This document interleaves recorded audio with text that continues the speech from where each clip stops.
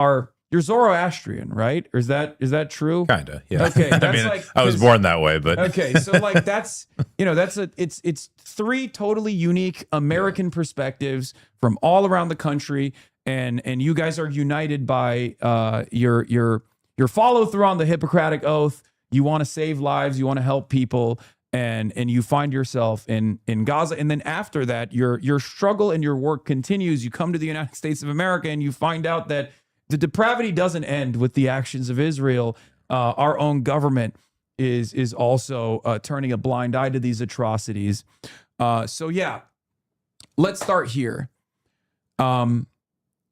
So Postang is not here, so I'm going to skip the question that I was going to direct to her. Nice. And I'm going to ask you guys. Post said she wanted to make a real life medical drama like Pitt or Grey's Anatomy, except it's set in Gaza. So how did your experiences, like what were you expecting to experience when you actually got to Gaza, and how did your lived experiences change? Like how did your expectations get subverted by reality? Well, I mean, I've been going to Gaza, the West Bank, all of Palestine for over 15 years. In 2009, the Israelis carried out Operation Cast Lead. They killed 1,200 Palestinians, 300 of them were kids. And I entered through Egypt at that time. I thought that was the worst thing I'd ever seen. I mean, it's really what made me go to medical school. This idea that, you could potentially do some help when there is this really sophisticated army deciding it's going to turn its guns and its weapons towards kids. And I will tell you, Hasan, since then, I went multiple times to Gaza. When I entered in 2024, it was unrecognizable. I mean, you're coming in through Rafah, between the border between Egypt and Palestine, and it's tent city in what's usually a rural town. And there's no electricity anywhere. And, the bombs are just so close. We both have worked in different conflict settings. I mean, I've been in Syria. I went to Lebanon, been in, Jordan. We know how it is to operate when there's a war. This was too close. I mean, every time a bomb drops, the building is shaking. You hear the gunfire. It's blocks away. And it's just it just shows you that the Israeli military was operating in a densely populated area, and it was willing to have as many civilian casualties as possible. In fact, I think we both would argue that was part of the objectives of the war, is to make the casualties so heavy and the numbers so high that either Palestinians would be ethnically cleansed or they would die, in their homeland. Yeah, like for me, I've also been involved. I wasn't born Palestinian, obviously, but I've been involved with the Israel-Palestine conflict since I was 18. And I think I started editing books on the topic in 2004.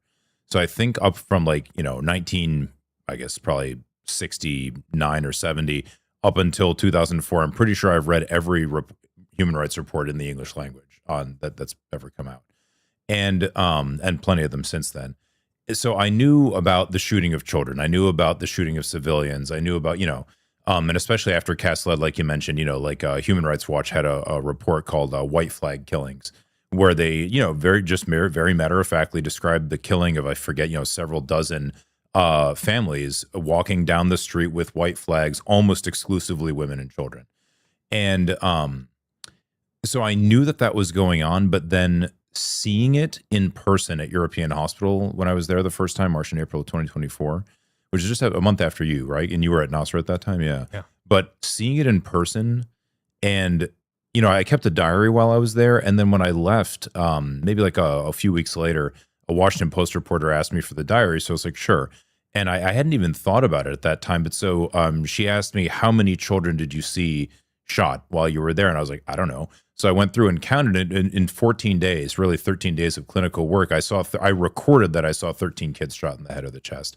I probably saw more, but there were times when our hands were just like soaked in blood, couldn't pull your phone out to record something. So yeah, seeing that up close, it definitely does something to you. But more importantly, knowing that you're responsible for it. We're paying for it. We're funding it. We're providing the arms. We're providing the diplomatic support. That's what gets to me. Yeah. One thing I'll tell you that really it still sticks with us is, I work in a trauma center in Chicago. He works in Stockton. We see trauma all the time. Mm-hmm. But when the hospital gets overwhelmed like that and they're just dropping bodies off onto the floor, it's, that the attacking of human dignity is so tough to deal with. I mean, we have so many moments where you're just kind of sitting there. And Tariq Lubani, he's a Canadian ER doctor. He said something once and it broke my heart because it's exactly what I was feeling. And he articulated it in a way. He said, all the humanity that you can give, all that compassion that you can give in Palestine, in Gaza, it can only happen after the patient is already dead. So these kids that they're laying on the floor of the ER, these 10-year-olds, these 11-year-olds, the whole time you're trying to work on them and you're just being so aggressive and it almost feels so violent. And then when you realize that they're dead and there's nothing that you can do, that's the moment where you realize your own humanity and you're trying to give some sort of love or compassion, but they're already gone. I mean, that was recurring every single day in Gaza. Yeah. We had a kid that probably 14 years old. He was brought in with like the most extensive pelvic injuries you can imagine. And I did like the operation I did on him was the most extensive operation I've ever done on a live human being. Camera angles.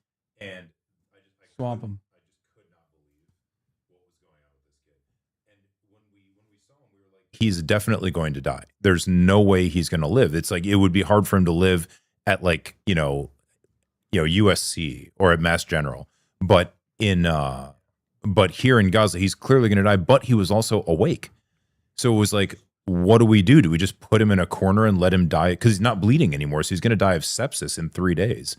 Versus, do we take him to the OR because they're not going to just like, you're not going to like inject him with drugs to kill him. You're not going to strangle him. So like it's like you're saying, there's almost no dignity and humanity until death relieves you of your worldly ability to feel. It's just it's a wild place. It really is. Dr. Tar, despite holding the same American medical credentials and board certifications as your colleagues, you faced severe bureaucratic hurdles, bureaucratic obstruction, and repeated entry denials by Israeli authorities when you attempted to return on subsequent medical missions. You were also harassed when you returned to the United States. How does the political screening of healthcare workers function as a tool to seal off Gaza and eliminate independent witnesses? Yeah, I mean that's all a part of the objectives here. I think one thing, and you had one of them on your stream actually, Big Mo, the beast from the Middle East. Yeah. He's the man. Yeah, I've had multiple now. I mean, I got one of you guys elected in the office. That's right, Adam's the man. We're a cohort now of people that we've been working together trying to organize, but we have a subgroup of Palestinians who are healthcare workers who all of us on this WhatsApp group now have continuously been denied. And there was a point now, and this was I actually get really frustrated talking about this. But there was a moment in 2024, late 2024, all of these nonprofits and NGOs that were saying, "Hey, we need doctors, let's bring them in." They would have a line in there, and they would say, "Not if you have any Palestinian ancestry or heritage, do not apply with us because you're going to get rejected." And so that was that's literally a part of the scheme. That was an official communication coming from the World Health Organization. Yeah. Like it was wild. Your dad or your mom or your grandparents are Palestinian, you cannot come in. I mean, reading that, just like the thing that's so frustrating about it is like it's so obviously an apartheid. It is so obviously a fascist, ethno-supremacist formation that we're funding and facilitating unconditionally. And there are so many liberals who defend it. And they even defend it when they find out about the truth as well. So I wonder, like, how do you guys feel after seeing it with your own two eyes? I mean, you obviously have like experienced it in your history as well, but like, how does that make you feel? The denial, like, do you have conversations with people still who will act as though it's not real? I mean, to be honest, this is something that all Palestinians grow up with. It's just kind of, and honestly, I'll be 100% real with you right now. I sort of accepted it and internalized it to an extent. I was like, it is what it is. We would go to the West Bank, and I remember my wife was pregnant and my mom's in this car, and we would go to a checkpoint and they'd be like, "You guys are Palestinians. You have to get down and you have to walk through all of these different areas. Anybody else who's not Palestinian, you can stay in the car and you can pass through." And it was like, hey, that's just the reality. It is what it is. You know, like this is what it is. If I'm going to go to this part of Palestine, I may be subjected to checkpoints.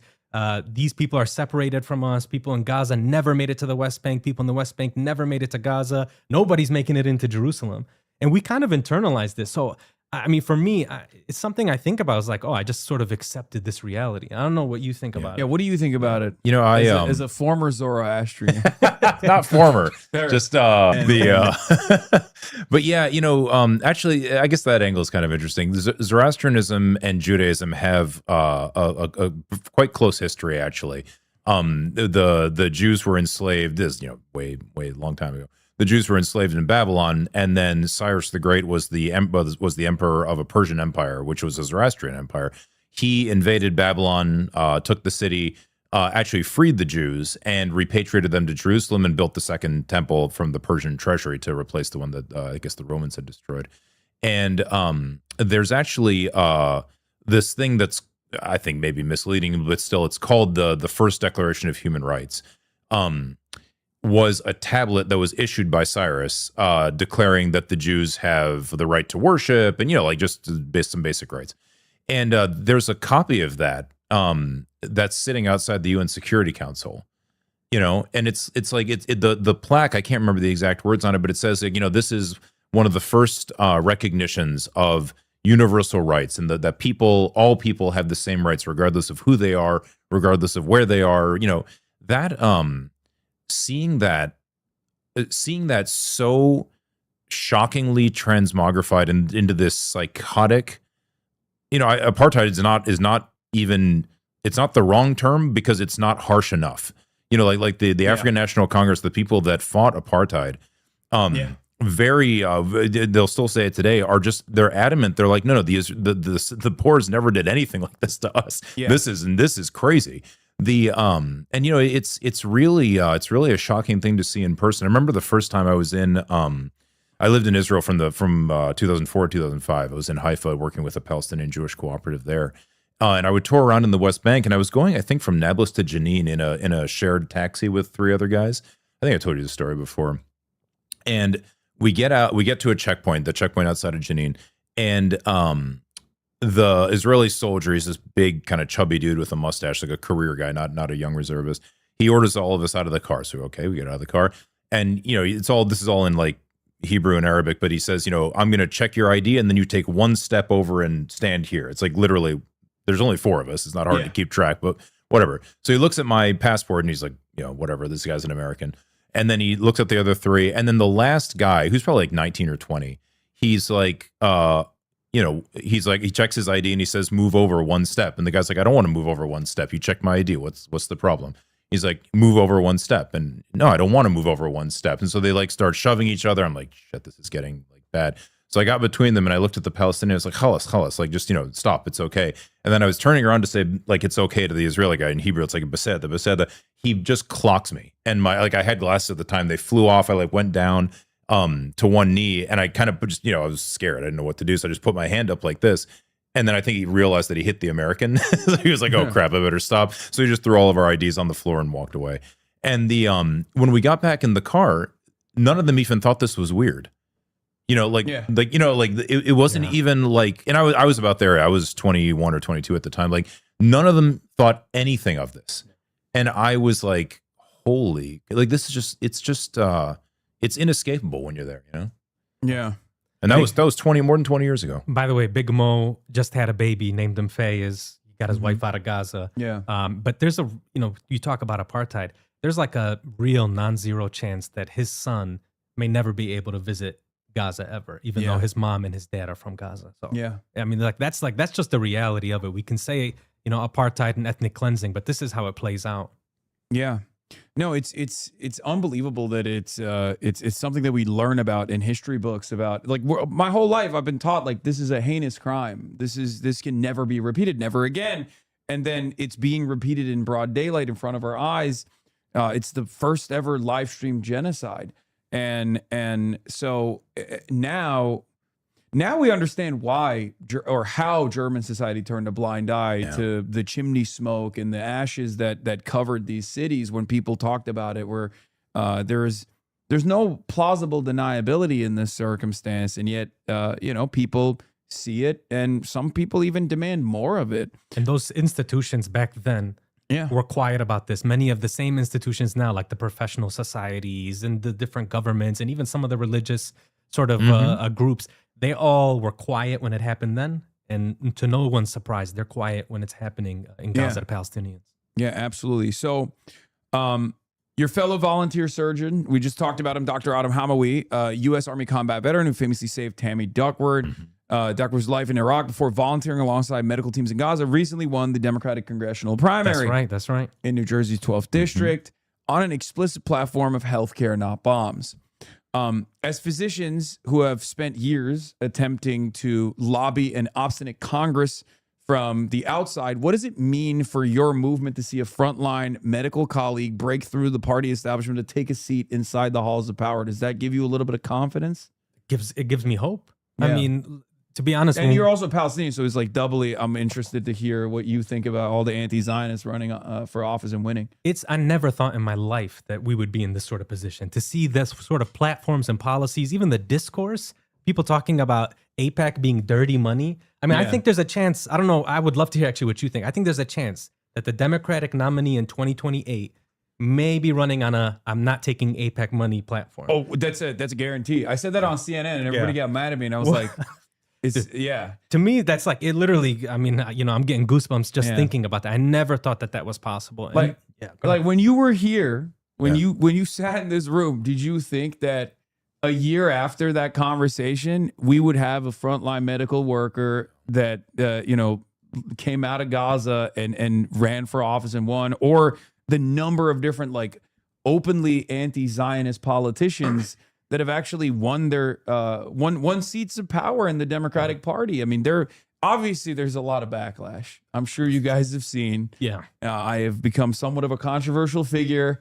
unfortunately, but it is what it is. But there is unimaginable progress being made here. I mean, look, Angie Nixon just won. Yes. The Florida primary, and that's another statewide race. Just like, and she has a very similar platform to Abdul El-Sayed, who just won in Michigan. And I never in my life would have ever thought that someone like that would win a primary, and then go on Morning Joe the next day, and they say, are you going to forego weapons? Are you in favor of denying weapons, arm transfers to the state of Israel? And she goes, yeah, I am. Absolutely, yeah.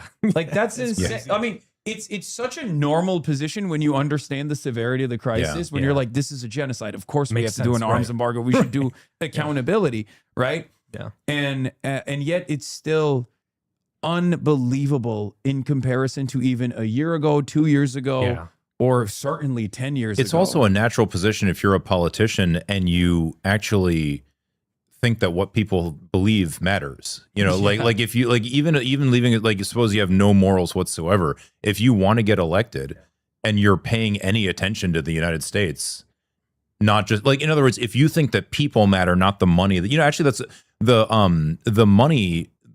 Not only that people are winning, like Nixon in Florida, is that right? Yeah, Florida. Yeah, I think I saw, if I'm remembering these numbers correctly, I think she spent just shy of $1 million, and I think her opponent spent almost 17 million. He fundraised 17 million. I think he spent like 5 million. Even total, still, like a 5-to-1 spending ratio used to guarantee just total victory. Obliteration. Abdul El-Sayed 13 or 12-to-1. Is that what it was? Yeah, these are wild numbers, So that just shows. And on top of that, I was just listening to an interview with those the two guys that wrote the book Israel's Lobby recently. They were pointing out that, like, and they're correct, most of the Israel Lobby ads and stuff like that don't even mention Israel anymore. It used to be that they would just be like, this guy doesn't support Israel, and everyone's like, oh my God, how can they not support Israel? And that now it's like, we better not mention that he doesn't support Israel, because that would be doing work for him. Like, that would be supporting his candidacy. I think that the crazy stat, because I think I remember seeing this in the New York Times as well,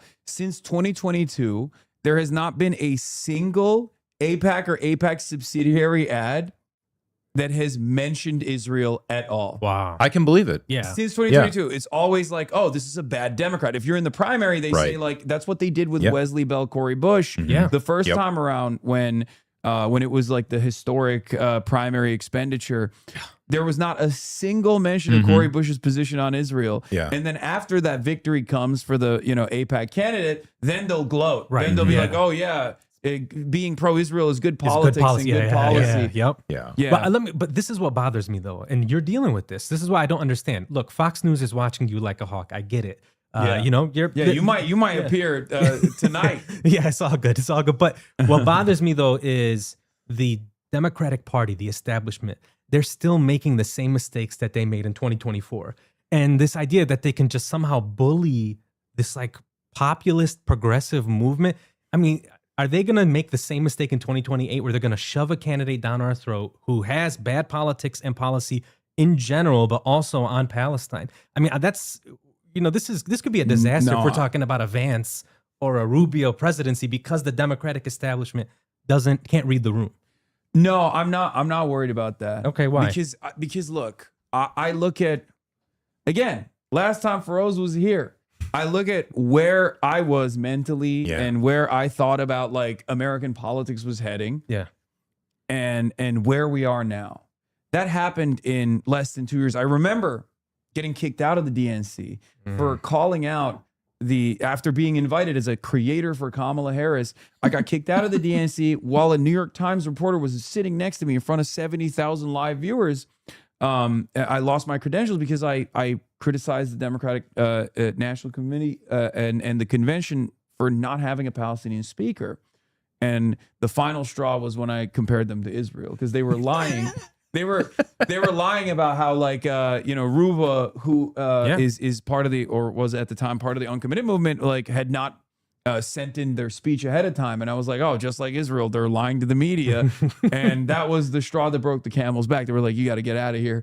And I remember feeling so discouraged about like when I heard Kamala Harris say we're going to have the most muscular military, the most lethal military, all this stuff. Wild. Yeah. That was 2 years ago. Yeah. That was only 2 years ago. Now everyone can't stop talking about DSA and all these like anti-Zionists winning these crazy victories all around the country.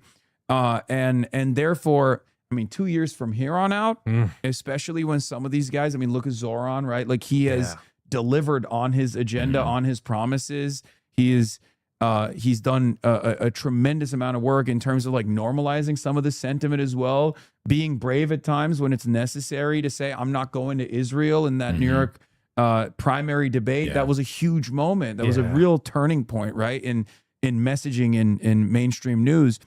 All of that is building on this movement. All of that is building on this movement that centers the interest of the working class.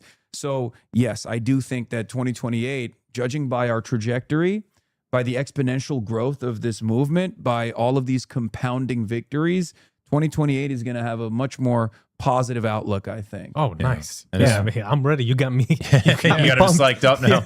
Yeah. Ready to do some door knocking. I don't foresee the 2028 Democratic primary victor being pro-Israel in any way, shape, or form.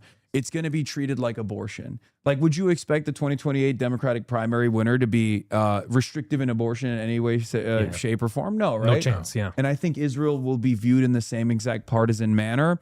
There are obviously a lot of, growing pains in the process.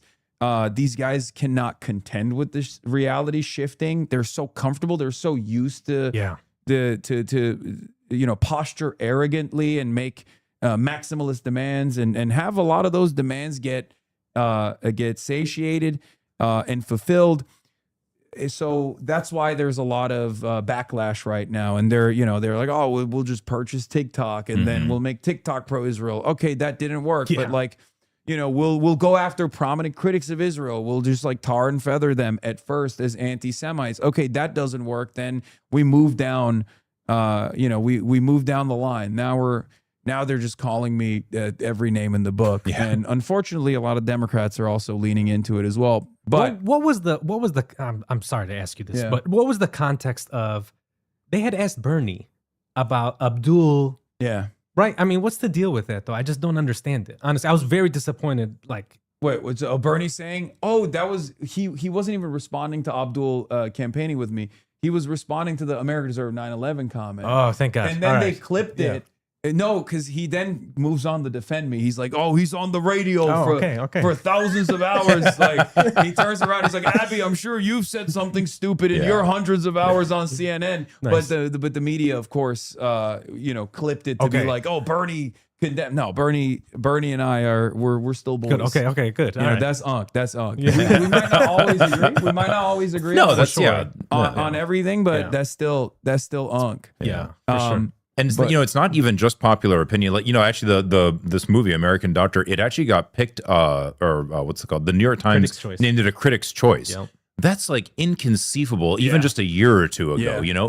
Totally inconceivable. Actually, we opened the movie in Toronto as well. The Globe and Mail, which is like 100 times worse than even like the Wall Street Journal Mhm. when it comes to this, even they actually gave it a critics pick. And so like I think a lot of or like Mark and I were on Amanpour's show this morning. That's like, and he and I were on Amanpour's show in probably like 24? April of 2024, maybe She's a May. little bit woke though. She's like a little bit more woke than the rest of. Yeah, no, CNN. she is, She's but smart, like, yeah. and she's an intelligent woman and she's a fair interviewer, so fine. But like when we were on there, 2 years ago, it wasn't her interviewing, it was somebody substituting for her, but every single thing we said, I saw kids shot in the head. Oh, CNN cannot independently verify this. I saw people starving. CNN cannot independently verify this. That was just the constant thing. And then PBS like took it down from their website. Like, nobody course. wanted to touch this. Now Amanpour herself just tweeted out part of the conversation that we just had, so like it's that things have definitely changed. Not enough yet, but we got to keep pushing and we got to hold our, we can't make the same mistake that we did with Obama, which is like elect him and then go home. Yeah. It's got to be, people have to keep their, hold politicians accountable. But if we do that, there's only up to go, So, going back to the Capitol Hill side of this conversation, because you guys obviously pushed a lot when you came back. That's also part of the documentary as well. The documentary follows your transition from operating rooms to under artillery fire to the halls of Congress and hallways of Capitol Hill. What was the psychological cognitive dissonance of leaving an active mass casualty zone, boarding a commercial flight, and then walking into congressional offices where staff members treated the destruction of hospitals as, routine legislative bargaining, and also saw you guys as somewhat of a nuisance, really? Yeah. And they were dismissive and sometimes they were combative depending on which office you were visiting. I mean, you're talking to over 200 Americans that have gone and volunteered in Gaza, and we all have the consistent testimonies of what we saw, the destruction, the targeting of children, just this absolute mayhem, and it's through time and space. And you've got maybe like a 21-year-old in front of you for a certain office just telling you like, well, the senator or the congressperson here is they're a steadfast ally of Israel, and that's not going to change. I just told you all of these kids are getting slaughtered in this massive amount of numbers, and that's the only thing that they could say. It was brutal. I mean, I think we would go there and we would just keep trying and trying and trying, and these people are not going to change. They're not going to listen to what's happening here. We've got to replace them. Yeah. And so I'm glad that he did that. Yeah, and I'm glad that young people are running. Like I'm 44. Like I feel like I'm too old to be in Congress now. Like it's like people younger than me. I mean, Adam's a little older than me, but like people younger than me are running, and they're just like, no, we don't accept this. There is no. It's not a law of the universe that Americans have to subsidize the mass murder of children. That is not. It's not a law of like gravity or that's not a thing. There is no that's not keeping anyone safe. There's no reason we have to do that. Yet we are. Throw these people out of office, or there was this was it the New Yorker? It was the New Yorker. This like Anthony Blinken and Brett McGurk and Lloyd Austin and Jake Sullivan and all these. I forget, Kamala Harris is the security advisor guy. All these people saying, we were, or Amos Hochstein, these people, we regret not doing more They're trying to rewrite history. curb Israel's excessive response to the October 7th. No, these people should not be brought back into power.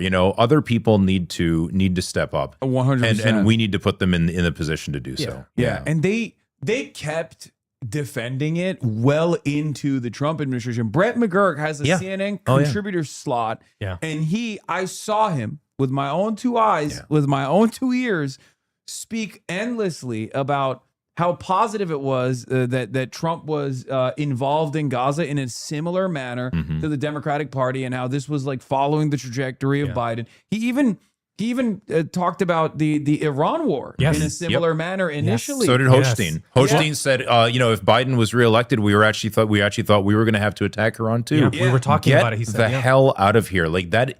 You're crazy. That means you're psychotic. Like the fact that it really, I mean, that's maybe people don't get how crazy these things are, but like that means you're nuts. Yeah.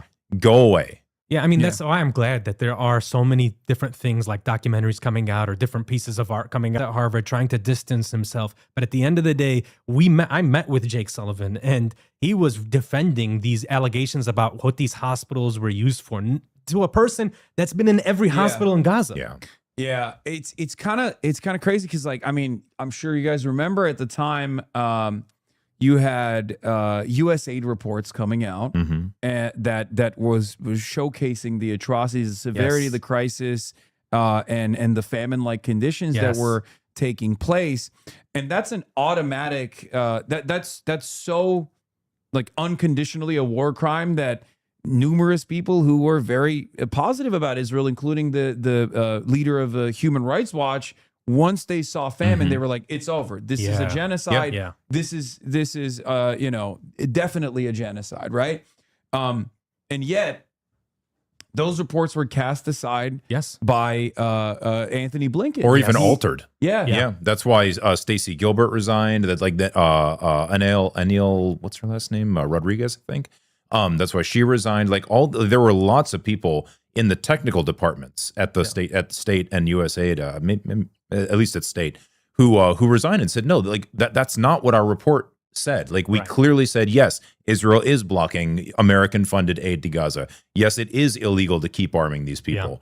And then you had you mentioned like the testimony of 99 American. When do 99 American healthcare workers, including the two of us, and Mark, and Adam and plenty of others, when do 99 American healthcare workers write the President of the United States a letter saying we saw atrocities committed by an American ally with American weapons and get literally no response? Like nothing. No response at all. And that's wild. And I think people should know that as doctors, the different specialties that we have, we all hate each other. We think we're all so the fact that we can come and agree on certain things, but that is miraculous, honestly. And the fact that it was ignored is nuts. One thing I'll say is we can all agree that Huckabee is a racist lunatic. He hates the idea of Muslims or Palestinians, and he doesn't even like Palestinian Christians. But Biden's ambassador to Israel, Jack Lew, is also a horrifying figure. That famine early warning system report, this guy got the report. It says there are famine conditions in the north of Gaza, and he's trying to argue that the population calculations are wrong. The famine early warning system is part of USAID, and it was, Are you out of your mind that you are saying that, there's a chance that people are hungry and dying from hunger? I'm going to argue, but get some food into these people. It's clear that they're starving to death. Yeah. Speaking of Mike Huckabee, I got to show you guys this. So this is the new line of defense. It's somewhat of a testament to the fact that this like unconditional support and loyalty concept is kind of falling apart. That now the question is, do you suffer from Israel derangement syndrome? Oh man. And Mike Huckabee says this is hilarious and very well done. Let's take a look at the video really quickly. I'm not gonna like bother you with the entire thing because it's gross and disgusting. All right, everyone, boy or girl? Israel is committing genocide right now, and you people are cutting a cake. Do you or someone you love suffer AI from video, Israel of course. derangement syndrome? My wife says I never listen to her. At least I think that's what she said. We're giving Israel almost $4 billion of our tax money every year. Why are you silent on this? Are you funded by them too? Israel derangement syndrome does. So what's funny about it is like they're trying to present it as like, oh, why do you care about this thing so much? And it's so funny. from my perspective at least, which I replied to Mike Huckabee with, this is especially funny coming from you, big dog. You literally said Israel has a right to implement the Greater Israel Project. Yeah. If there's anyone that's like obsessed with Israel, it's evangelical Zionists. Oh, man. People like Mike Huckabee, who I think would literally sacrifice their firstborn, or even like an entire American state in the American mainland, just so Israel gets to behave in a belligerent manner in the region. So very funny that now their attitude is like, why do you care so much about this? It's only $4 billion a year. Facts, which by the way, that's all facts. And they're somehow saying there's some derangement there. Yeah. Huckabee, by the way, is a rogue ambassador. I hope people understand this. He refuses to call it the West Bank. Yeah. Because of this like insane. Yeah, he says Judea. Yeah, he says Judea and Samaria. He never says the West Bank, which of course is not U.S. foreign policy, at least for the last 5 decades. And he's like, I mean, that next thing there, the Times of Israel that you have where he's meeting with the ex-spy. Yeah. I mean, are you telling me this was approved by our State Department? Yeah. Did Rubio know about this and said, hey, it's all good, meet with this guy who was, spying on us? So this guy's totally rogue. And he's just, I mean, and meeting sanctioned Israeli ministers, right? Calling sanctions outrageous hypocrisy. I mean, it's insane. Yeah. We are run by lunatics. Yeah. The idea that Mike Huckabee, who is, as far as I understand, he's a Christian pastor or some kind, right? Yeah. The He's idea that this man does not understand that when you starve children or when you pay someone else to shoot children, or that's something that you should be worried about, and can dismiss it as, Israel derangement syndrome and pretend that everyone's yelling at stand-up comics who make jokes about their wives, like in the middle. This is absurd. Like it's kind of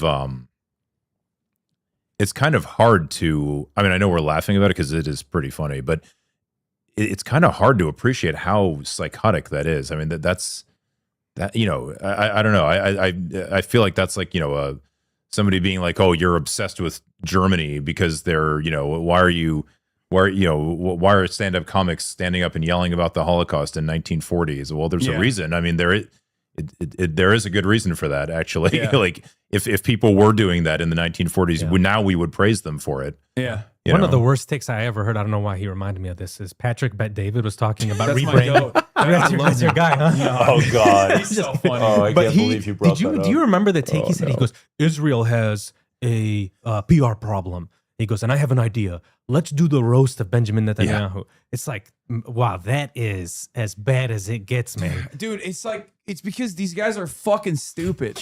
Okay? It's because they're so stupid. I mean, I love Patrick. He won't have me on a show for some reason. He's had Nick Fuentes on, and I'm a bridge too far. These guys literally think I'm like a more dangerous radical than fucking Nick Fuentes, who they defend. But that shows you how out of touch they. But that shows you how out of touch they are too. Yeah, Like, this is just a crisis of PR. Yeah. As though you can just like solve it by roasting Benjamin. Yeah, it's insane. It's like they've murdered children and they continue to murder children right now during the so-called ceasefire. Yeah. There's one element that I really wanted to talk to you guys about, because like the documentary is covering 3 different experiences that unify under this this shared experience. Was there a hierarchy in credibility when you guys came back as well? Because like, look, Mark is Jewish. You're not Palestinian. You're not Jewish, and you're Palestinian. So like, did you feel as though even in the media reception of it all, there was a difference in your perspectives, like, or the coverage itself? I mean, for sure. And that's something that you just have to, Obviously, I am Palestinian, but I also feel like I know what I'm talking about when it comes to Palestine, the history, the healthcare situation. I'm a board member for, a Palestinian medical organization that works in Palestine. And this is what I do. I've been doing this for a very long time. I know every inch of Palestine. I know all of the hospitals, Gaza, West Bank, Jerusalem. And I've been working there for the last 16 years. But I have to acknowledge, though, that when an American, an everyday American, maybe somebody from the Midwest, maybe somebody on the West Coast, when they see me talking about it, there is this sort of, well, he must have an agenda. He is biased. And that's part of the dehumanization. It's why these people don't acknowledge the children being slaughtered, but it's also why you can sort of just say these people over there, these lesser than people, these, these folks, these Palestinians, they're different. Like you mentioned, I heard you mention Jake Tapper, but he's somebody I always think about. Is like he has that sort of dehumanizing, racist understanding, right? And so no matter what I say, I can be the smartest person in the room. He's not going to accept it from me. I mean, and so I think that's why I really appreciate guys like Feroz and Mark, why they do what they do, understanding that the backlash is there because they're not going to be spared. You're not going to be spared from this.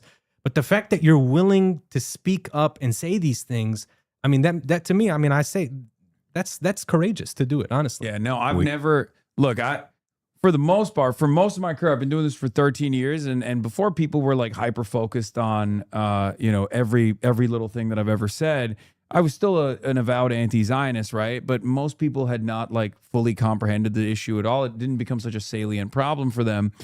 And most of the time they would cover me as like a white guy who's, kind of bro-y, right? I was a white cisgender heterosexual guy who's like a little bit bro-y. Post October 7, I'm Muslim.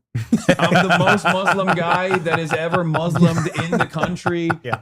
Like, nice. It's just like, I'm still the same guy. I'm still white as hell. Like I if my name was Hank, like I feel like the 90% of the media coverage would change because it would be much more difficult for them to present me as this like super radical guy. Right. But yeah, they definitely lean into that. Yeah. They definitely lean into that. But the reason why I wanted to ask, because I wanted to see, I wanted to hear Mark's perspective on this as well. Unfortunately, couldn't make it. But one other thing that has happened is they'll just like remove your background. Because like they did this to Brad Lander as well. Brad Lander, who's like been very outspoken about the issue.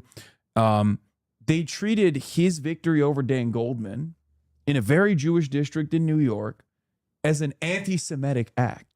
It was a Jewish district. Where both candidates are Jewish. Both candidates are Jewish, but one candidate is pro-Israel, the other candidate is very critical of Israel, and all of a sudden they were making it seem like Brad Lander was this like random Christian guy, I guess, like who was anti-Semitically unseating Dan Goldman. And that's the thing is, it's not even. It is obviously there's a lot of dehumanization of Palestinians. Actually, I'll tell you, we left one. We go to these Q&As for after the screening, like after the showing of the movie all the time. And I remember we were walking out of one. And we usually hang around for like, a long time and talk to people and like, just try to answer their questions. And because, people want, anyway, while we were walking out, I heard this lady, and she was chastising herself for this, to be fair, but I heard this lady say, because, Thayer's family features very prominently, and he's got these two little girls who are super cute. On the way out, she literally says, I can't believe this, but I never thought of Palestinians as having families. It's like this is like an educated person in a major city. Jesus Christ, and it's like where first, even just biologically, like where do you think these humans came from? Like it's but like, that's pretty wild. And this is the person who volunteered to come see the movie American Doctor at a film festival, not even in the main theater. Well, I guess that's the best person to watch it technically. Yes, no, 100%, 100%. But she was, and she was chiding herself for that. Like that's why this kind of this medium of film and this movie can help people see that kind of thing. But this is the second time I heard you say that, and it's still honestly, I don't know how else to say this, but it hurts my feelings every time he says that. I can imagine, because I think about all of the kids, like even you talk about Hind Rajab, you talk about all those kids, and you're like, if more people had seen it, had that realization earlier, maybe that some of them would still be alive. Yeah, because we wouldn't tolerate this. Like nobody is okay. People are okay with killing vermin, not with killing children. Right. That's why that has to be hidden from them what they're doing. Yeah, and that's also precisely the reason why the dehumanization has to set in. And I think the media is very culpable. Oh, very much. Yeah, like they've played such a huge role in that. Yeah, but the interesting thing is that, like you just said, it even extends to the idea that Jewish people who don't want this done in their name, or even they can be dismissed as, their opinion also doesn't matter for some reason. Like, now there's this new phenomenon of, I think we saw, like, maybe it was Chris Cuomo or Andrew, it must have been Chris Cuomo talking to Adam Friedland. Yeah, that guy. And he was telling him he's a bad, I can't remember the exact words. He's a bad Jew. Basically told him he's a bad Jew. Yeah. And Friedland's like, what? Are you an Italian guy? Like, what is this? Is ridiculous. Like, even I mean, is his name Van Jones? Is that the he's Jones, done yeah. that like this new phenomenon of non-Jews telling other Jews that they're bad Jews because they're not Jewing right is just crazy. Yeah, I mean, no, it's outrageous. So like, anybody that, the American media system can accomplish a lot of really crazy stuff. Yeah, no, it's unbelievable that like your level of Judaism is now determined by how pro-Israel you are. Yeah. Because they did this with Abdul El-Sayed. I saw it happen with my own two eyes where they were like, you're attacking Haley Stevens and it's very anti-Semitic. Haley Stevens is She's not Jewish. Yeah. She's just funded by AIPAC. Yeah. So I guess that's the highest level of Judaism in America, according to our very normal media apparatus, is like wait, I'm going to show you that. Israel comes to me in my dreams. Yeah, I have it. I have have it that on the on soundboard. speed dial. That's nice. So if Israel comes to you in your dreams, it doesn't matter if you're Christian. You're now Jewish. You're honorary Jewish. I can't believe or nobody at least asked you her. can be subjected to anti-Semitism somehow because it's got nothing to do with Jews. You know what I How mean? does she say something like that? And nobody says, "What are you talking about? What does that mean?" What does that mean? How? Yeah. I don't. But yeah. I mean, people No, say weird things at rallies. I get it, but like that is odd. Yeah. Like imagine if I was like, yeah, Hasan, Palestine comes to me in my dreams. Or- you would rightly say, can you explain that dream? Because that sounds strange. Well, I always like to say Estonia comes to me in my dreams, and because it's like so silly. Like just imagine being like, no, Lithuania. Yeah, I yeah. fucking love Lithuania. Yeah. Do you think Lithuania has a right to exist? Yeah. Why don't you if you don't give Lithuania $10 billion right now a year, that means you want every Lithuanian in America to die. That was a conversation that took place earlier on Morning Joe with Angie Nixon, or not Morning Joe. This was CBS, which is of course now owned by the Barry Ellisons, Weiss, and it's Barry Weiss is Yikes. the news editor. Great journalist.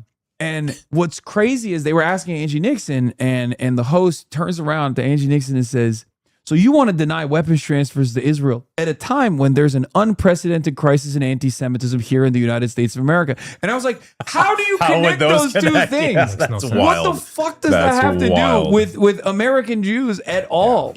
That's crazy. Like, it's No, such that's an bizarre. insane argument. It's so bizarre, but like I feel like at this point they're just like they're speed running the common narratives, like because it's just they have nothing else to lean into, so they just go, well, this is really messed up. Like anti-Semitism is going to skyrocket if we don't give $10 billion to Israel a year. Yeah. That strategy even extends past this, even with the ceasefire now, or the so-called ceasefire. They're like, the only way that we can make sure that the borders are open and people can get medical treatment and food can enter is if this political group disarms. Yeah. How are you pairing disarmament in a political process to giving people food and water and Yeah, electricity? children. Yeah, how have we accepted that? Oh, this is a normal conversation. Yes, let's use food as leverage in order to get this political group to be able to disarm. It's nuts to me, and it's that same strategy. And it's of this- course, as is the case, the government has said, "Oh, we don't care that they're disarming." So that was the other thing. Yeah. Because Hamas has already said that they're fine with a technocratic committee overseeing control over Gaza, and now on top of that, they're even leaning into the disarmament initiative. Which, by the way, how do you even? It's completely meaningless Because to it's disarm not like they Hamas. have. They don't have. Like, I mean, you guys were there. They don't have like I don't know, like S-300s or anything. They do not like have advanced weaponry. They have conventional small arms and like bathtub IEDs that they've made oftentimes from unexploded ordnance from Israel. So like I don't even know how you would disarm them in any meaningful way, shape, or form. But they said yes to it, and Israel is of course still advancing into Gaza. Lo and behold, in a manner not dissimilar to what they've done in the West Bank. Yeah. There's no Hamas in the West Bank, and yet the occupation still remains. Nobody's talking about also them trying to build these alternative communities for Palestinians. They're trying to create a bunch of Bantustans in Gaza. Yeah. And they're trying to basically say, hey, if you're a good Palestinian, you can come over here, you'll have a school, you'll have food, and you'll have shelter. if you're a bad Palestinian, you have any connections, we're going to basically either ethnically cleanse you or kill you. And the idea is there can be no contiguous Gaza. There can be no state of Palestine. That's happening. That's on the ground. It's happening right now. It's the American Indian model of dealing with this thing. Yeah, it that's really like is. 54. It was initially 52%. Now it's breached past that line. Of course, it's now at I think 57% of the Gaza Strip. There are some estimates that say it's greater than 60%. Yeah, and you know why that's the case. We don't know for sure. Is we have colleagues that have just entered into Gaza.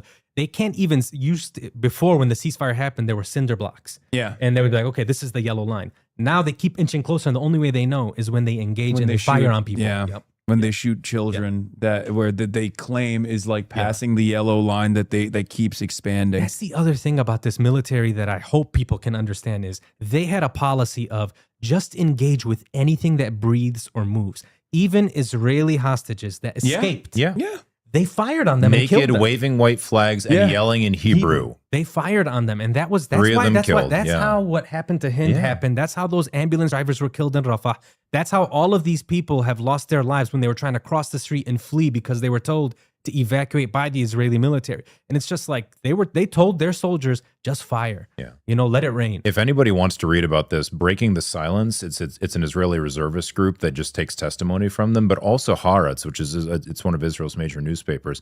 They've both published extensively Israeli soldiers' own testimonies, just saying, yes, we were ordered to shell people waiting for a food truck, or not like an LA food truck, like a truck delivering food. We were told to just shoot anything that moves. We were told to just obliterate every building, no matter what was going on there. Like that's just like.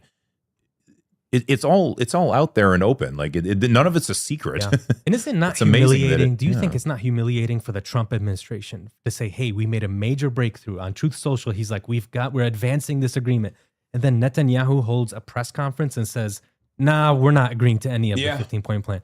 Like, there's no response to that? We haven't even heard a response. Yeah, I mean, he's super cucked to Israel. There's no other way to put it. Like, I mean, he was this way. I've said over and over again that like the conditions for October 7 were set by the Abraham Accords. Like what came before in the Trump administration, moving the embassy to Jerusalem, formalizing the annexation of Golan Heights, things that Trump actually openly admitted Miriam Adelson was not even asking for. Yeah. Like he said he threw Golan Heights in there as a sweetener for them. Yeah. They didn't even ask for it. Really? I didn't know that. So all of that obviously set the stage for Palestinian militancy to recognize their desperation and that there was no other way out of this. No, go ahead. After the Abraham Accords, I think most Palestinians were like, "Oh, it's a wrap." Yeah, it's over. You're getting Arab countries in the region to basically say, "All right, we're going to sidestep this Palestine problem, and we're going to kind of move forward." And Jared Kushner, who was supposed to bring the peace to the Middle East, he's a great deal maker. You're 100% right. The Abraham Accords was the beginning of this disaster that we're in right now. Across the Middle East. Yeah, and not just that, but like the Gaza has been under siege since 2005. It's been getting steadily worse ever since. Gaza has been, the whole Palestinian economy has been getting worse since the Oslo Accords, not better. The Oslo Accords from 91, 92. Has been getting worse, not better. Unemployment has been going up. Settlements have been getting bigger. Palestinian communities have been squeezed more and more and more. There's a misunderstanding that things were getting better, and then this second Intifada thing happened in 2000. Oh well, yeah. That's completely not true. That's just absolutely untrue. And then on top of that, this has been reported. Hamas actually repeatedly reached out to the Biden administration and said, "Look, you cannot just ignore this problem. This is I don't know what words they use, but this Gaza is a concentration camp that's going to explode." And the Biden administration just ignored them. Yeah. Well, okay. You cage people and treat them like animals. Eventually, some of them will act like it. I interviewed Dr. Ofer Kasif right after October 7. He's a minister of the Knesset. He's an anti-Zionist Jew, the only anti-Zionist Jew in the Israeli Knesset.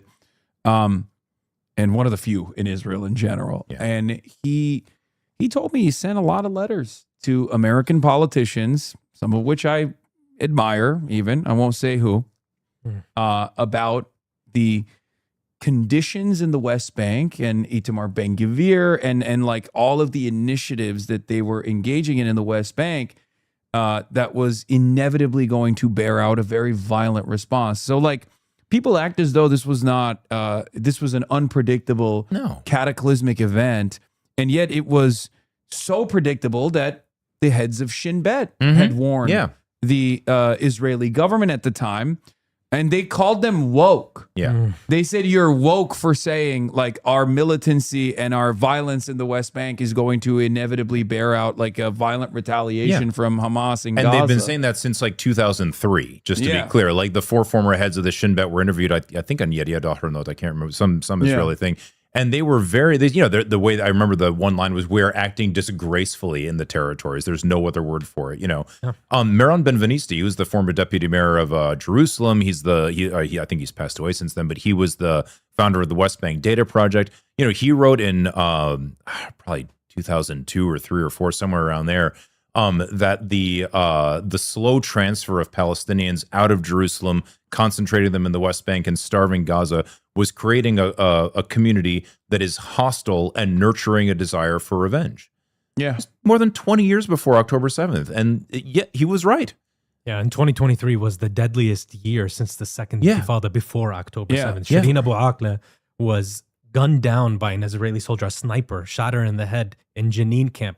That was months before October 7th. And they were, and then... Shireen Abu Akleh was in 2021. 2021. And then also, don't forget that when Shireen Abu Akleh was trying to have her funeral procession, they had the funeral procession. Yeah, they attacked it. So was this sort of, what did we think was going to happen as a result of what was happening? But so speaking of that, actually, I kind of want to ask you guys what you think about this breaking news about Hind Rajab. So CNN reported on it earlier this morning.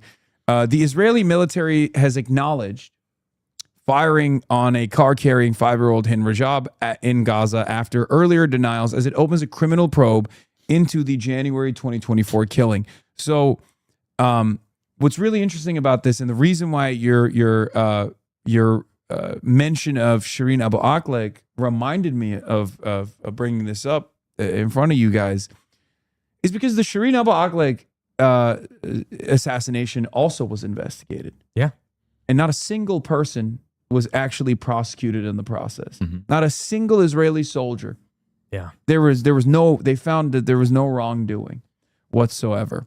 So how does this make you feel when you see things like this? Do you feel like this is like the Israeli government is actually, even if it's to save, to engage in a face-saving operation, do you feel like there will be anything in this criminal probe? No, I think the Israelis are very tactical. They understand when the pressure is very high on them. They know when they have to release certain statements. They know what they're supposed to say. And so this is classic. If you look at anything that's happened that has reached like global notoriety or really high profile incidents or events, this is what the Israelis will say. This is what they will do. And this is how they calm things down. And you're exactly right about what happened with Shireen.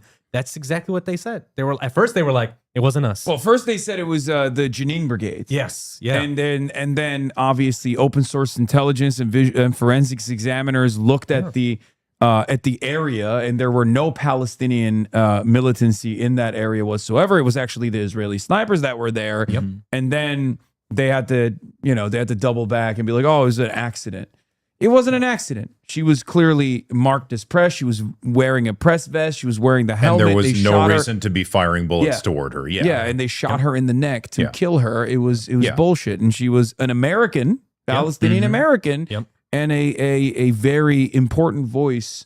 Constituent of Cory Booker and really, I didn't know that. New Jersey. So go ahead. No. I mean, that's the other thing is they did the same thing with one of the producers of No Other Land. Who the Israeli settler killed on camera. On camera, exactly. And now they're saying, oh, we're gonna, because there's a big extremist settler problem. And so this is, I don't know, maybe I'm being pessimistic, but this is classic. This is how the Israelis play it. They're very strategic with what they're saying and the announcements that they make. And it's really to calm, I think, any pressure from the Americans or the Europeans. Do you remember the Great March of Return? There was, I think, a 19-year-old volunteer nurse. Do you remember her name? I can't remember her name. She was wearing a white coat. She's out there. I think. That sounds right. Yeah. Tiny little woman, obviously a threat to nobody, out there treating people's wounds where, in one of the greatest mass woundings of young people that's ever taken place. And she gets shot dead by a sniper. I don't know if you remember, the New York Times did this elaborate reconstruction. Like, where did the bullet come from? And they eventually, I think if I remember right, they determined that the bullet likely hit the ground, bounced up, Yes. and killed her that way. And so they, I don't remember if they concluded there was an accident or whatever. I don't remember their exact conclusion. None of that matters. Yeah. What matters is that the Israelis, with our support, full support, lined up snipers and for 2 years straight shot dead people who were protesting, asking for their freedom. Yeah. That's what matters. And it's exactly the same thing with Hind Rajab. The Israelis might conclude that, yes, soldier so-and-so, Lance Corporal so-and-so fired the weapon from his Merkava tank recklessly 300 times, and therefore he will get a demotion. Who cares? I think this has nothing to do with this. Yeah. This is like telling somebody that, this one time one guy murdered an American Indian. Yeah, but the rest of it was fine. Yeah, like this is ludicrous. It's completely ridiculous. What I suspect is what they'll do is I think one of the commanders actually died in Lebanon, so they might shift the blame over to that's right. Shift the blame over to the dead That's guy. actually possible, and then be like, he did it. Oops, and he no wrongdoing. Regardless, we're still honoring him, but it was him. And it's interesting because this is the same time when the Israeli decision not to prosecute the killing of aid workers in Gaza came out. Now, is this here's about the World thing. Central Kitchen? Yeah. That happened when I was in Gaza. Yeah, April. Yeah, what's crazy about this, of course, is World Central Kitchen is run by I forget his name, Jose Andres. He's a good friend of Biden's. Yeah, he's a nice guy in general, but let's be real, he was brought into Gaza to do PR for Israel because he was like very antagonistic to the Palestinian position from the start. Yeah. And he's friends to the Bidens, he's friends with the Israeli government. Absolutely. And what's interesting about that is he was brought in at a time when famine was starting in Gaza, and basically they allowed him to go in there with the World Central Kitchen. And they still triple tapped their convoy that was engaging in deconfliction with the Israeli military, as you're supposed to when you're down there, when you're out there. And now they're saying there was no wrongdoing. And I guess Jose Andres is outraged once again, saying they strongly condemn the Israeli military prosecutor's account of the deaths of our 7 colleagues on April 1st, 2024. It's just... It's the 3rd or 4th time he's been outraged by this. Yeah, I know. What are you going to do about it? You said that they're very good at like leaning into propaganda. Yeah. This is the first time I'm going to disagree with you. Okay, let me hear it. I think they're so arrogant so used to unconditional loyalty and support that a big part of the enmity coming from the Western world now actually stems from the fact that they're not good at propaganda because they don't have to be, because for the last like 30 years, they already had an incredibly sophisticated influence peddling operation, an incredibly powerful lobby, and therefore they thought, and they still think, I think, that they don't have to do this. They don't have to do propaganda at all. And that's precisely the reason why most of the envoys of Israel and most of its most prominent supporters in America sound fucking insane when they talk about the issue. When you hear them speak, you're like, what the fuck? I mean, when the meme on Twitter is, you don't ever translate Hebrew Twitter to English because it's some of the most racist things you've ever heard. Wild. It's pretty wild. But it is reality. I feel like that you only arrive at that condition if you have just never had to face accountability. And it's supremacist thought as well. The reason you might be right, or you're probably right, I should say, is me and Feroz were in New York last week, and we met with the elected 10 of the Security Council. So these are not the permanent members of the Security Council. And we met with the EU, basically trying to tell them that we think the only way forward is through accountability. You have to be able to hold the Israelis accountable, because we feel that the Americans, after several visits to Capitol Hill, this is what we told them, aren't doing that. And the responses that we got essentially were, well, let's see kind of what happens with the elections, both in Israel and in the United States. Oh my God. Like as though Gadi Eisenkot is going to change the dynamic at all of Israeli society when they're running attack ads on him for hugging Arabs. Yeah. They're running attack ads. If you hug an Arab in Israel, they're like, oh, look at him. Yeah. Now, that's actually a really interesting point that I want to hear from you guys on as Americans, right? I've often said Israel and America are two peas in a pod. I actually did an interview with Haaretz recently, and there was a lot of pushback when I said this. Like, we are sister nations through and through, and we're both countries that are going through a similar transformation. We're both settler colonies. We've never really acknowledged the indigenous genocide here, and its scars still very much remain. And Israel is going through its indigenous genocide right now in broad daylight with our support. And what I've always found so fascinating about that is that Israel has also become much more right-wing and much more socially conservative. I mean, look, the reality is, like, the Nakba aside, even though it's not something to wash away at all, Israel was created by a bunch of, I guess, quote unquote, woke, secular, socialist Jews. Yeah. So like they thought that this was going to be a somewhat more progressive project, but it can't be progressive if you're doing ethnic cleansing. Right. And if you don't address that, if you don't address that inception, if you don't address the ongoing atrocities, then society slowly but surely will move away from secular values, will move away from progressive values. And I think a lot of Israeli society broadly cannot contend with that reality, and they're seeing this transformation where, you know, people like Itamar Ben-Gvir are becoming much more prominent fixtures of Israeli politics, and then these liberal Zionists will go, how is this happening? Why is there so much homophobia in Israeli society now? And it's like, well, you know, this goes hand in hand with the genocide that you're defending. Did you see Adam Smith? He's a congressman in Seattle, or from Seattle, I think. He was on, I think it was Breaking Points. Yeah, with I think he was talking to Crystal. Shout out, Crystal. And she said, you know, how can you, I don't remember the exact words, but like, how do you square your progressive stance on, you know, economics and Medicare for all, whatever it might be, with this seemingly illiberal stance towards Israel? And I was honestly genuinely shocked that somebody said this out loud. He just said there is no liberal solution to Israel.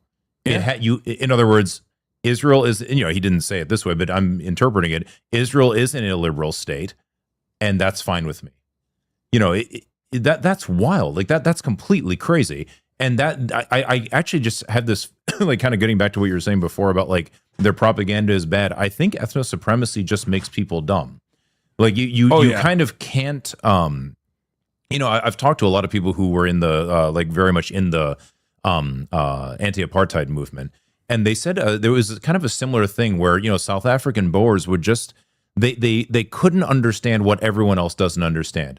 How can you not understand how great we are, how amazing we are? Yeah. Don't you understand that these Africans are barely human, and, you know, they're just all crazy. If we don't control them, they'll just, you know, rip the whole place to shreds, or, you know, these like awful things. But it was so self-evident to them. And it just results in this march to the right, you know? And I really feel like, you know, like South Africa, you know, with the democratic transition, that's one way to end up resolving that problem. But the other is what happened north of there, where I worked when I was in med school, Zimbabwe. And in Zim, it was a very, very violent end to this. And once the apartheid system in Zimbabwe, which was almost identical to South Africa, was dismantled, it just dissolved into this horrendous inter-scene violence. Yeah. And now, you know, the Matabele and the Shona regularly attack each other. It's just a total disaster. And that's, you know, we kind of have to decide which route do we, if you're pro-Israel, you should probably think about what you're leading Israel towards. It's, you know, it's probably its ultimate destruction. It's very, very scary. And these people, like, you know, the most, you know, like younger American Jews see this, and they say, like, you know, we don't want, like, even though we, like, you know, we don't have anything against our Israeli friends, but we're leading them down this crazy path. that's going to destroy the Palestinians and Israel. It's not even good for, even if you are pro-Israel, it's not even good for them. No, absolutely. But it's also, and the reason why I brought up the American comparison is because it's destroying the Western world. Yeah. It's destroying the concept of Western liberal democracy altogether, because I think it's making people recognize that there's this insane illiberal force out there that we have to demonstrate uncompromising loyalty to.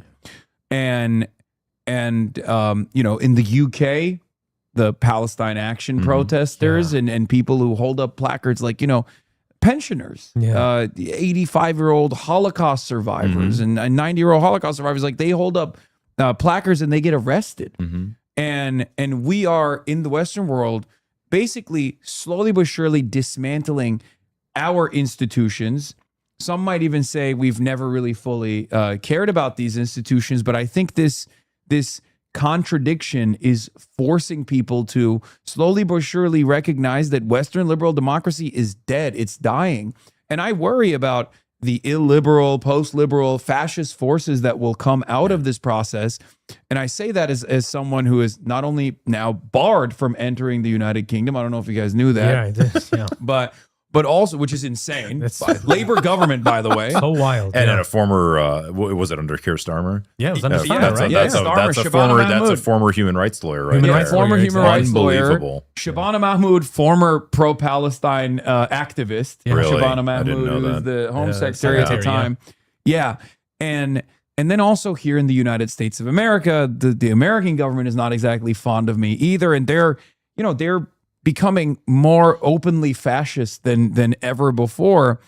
And I worry, once again, unless we examine and try to solve this contradiction, it's going to turn into barbarism. But there is a global trend, though, that's kind of taken place over the last decade of this very right-wing nationalist, sort of fascist kind of movement growing across the globe. Yeah. And I do worry about what you're talking about, but I see that there are a certain class of people that are trying to take advantage of this. When I think of folks like Peter Thiel and all of these tech bros, techno-fascists, they have a real opportunity here. If we continue along this trend, they're going to dominate. They're essentially going to be the rulers of this world if we continue along this trend. So I think we're seeing the same trend that's taking place in Israel, but you're seeing it in Europe. Obviously, there are some things that argue against it. Thankfully, the Hungarian elections were, I think, a good sign. Yeah. You know, people sort of rejecting it. But even in France, the fact that that very far-right party in the most recent election got so many votes. The Nationalist Party, everybody should be very concerned about that. I mean, like, you know. Yeah, AfD in Germany. Yeah, exactly. Yeah, I think a lot of this goes back to what the United States actually is. There's a lot of books about this, but you could, there's one really important book that I think people should read is called The Framers' Coup. It's actually the only academic book I know on the framing and the passage of the U.S. Constitution. And to make a really long story short, the guy, the person who wrote it, I think was at Oxford. The U.S. Constitution was basically written to undermine the radical democracy that existed in the states at the time, basically in order to pay off financiers who had taken war bonds from War of Independence veterans.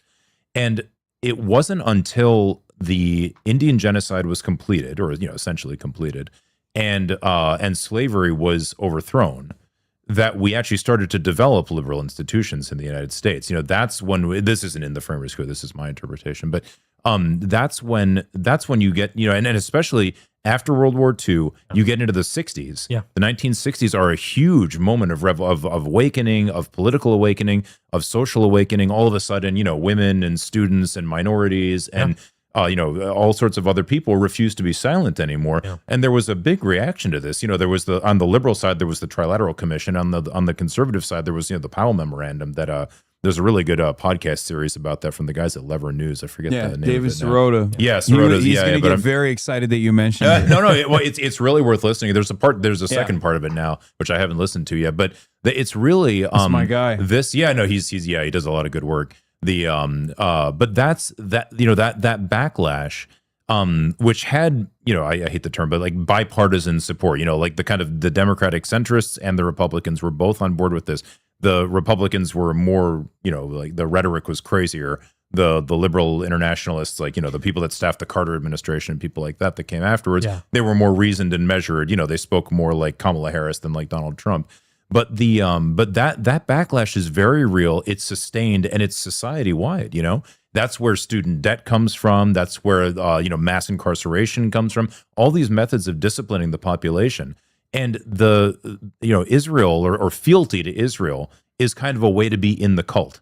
You know, I'm in. I know, no. It doesn't matter how many kids they kill. I'm in. Yeah, I'm good on this. It's and it really is. It's a very dangerous aspect of our own society that really should bother a lot of people. Like, why is it that our society can function this way? I think it does. That's what I'm trying to say. Like, I think, but we can change that. Like, we have, like, and when people are trying, you know, like you mentioned, Adam, you know, all these people that are running, and, you know, people who are just everyday activists, they're trying to change it, but everybody's got to keep working on it. Like, I think in a different timeline, anyone that got, I only have my own personal experiences to pull from, obviously, but like, if what was happening in the aftermath of all these electoral victories that we've been able to you know, gain a foothold and like build a coalition of like openly anti-Zionist candidates in the Democratic Party that are demanding an embargo on Israel, demanding accountability for Israel's genocide.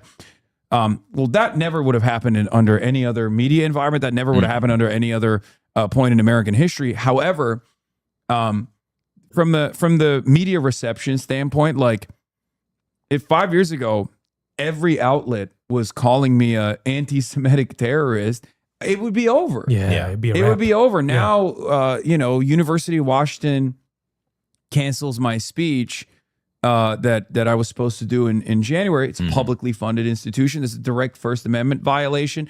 All of a sudden, you know, you got NPR, the local NPR affiliate, actually investigating the matter. Like, there's still a lot of pressure. There's still a lot of an unbelievable amount of pressure, as a matter of fact. But like, there was a guy in Detroit that gave me a normal interview after, you know, Mallory McMorrow called me a danger to Michiganders, and Abdul inviting me to campaign with him right after the synagogue was attacked by this dude, as though I have something to do with that, or as though Abdul has something to do with that. What's our connection to this person? Right. We're all Muslim, right? Yeah. The Muslims And this person was like asking me questions about all of that. They demoted him. Wow. 7 years. He was the All Things Considered NPR host. Wow. For the NPR affiliate in Detroit. And they demoted him, so he quit.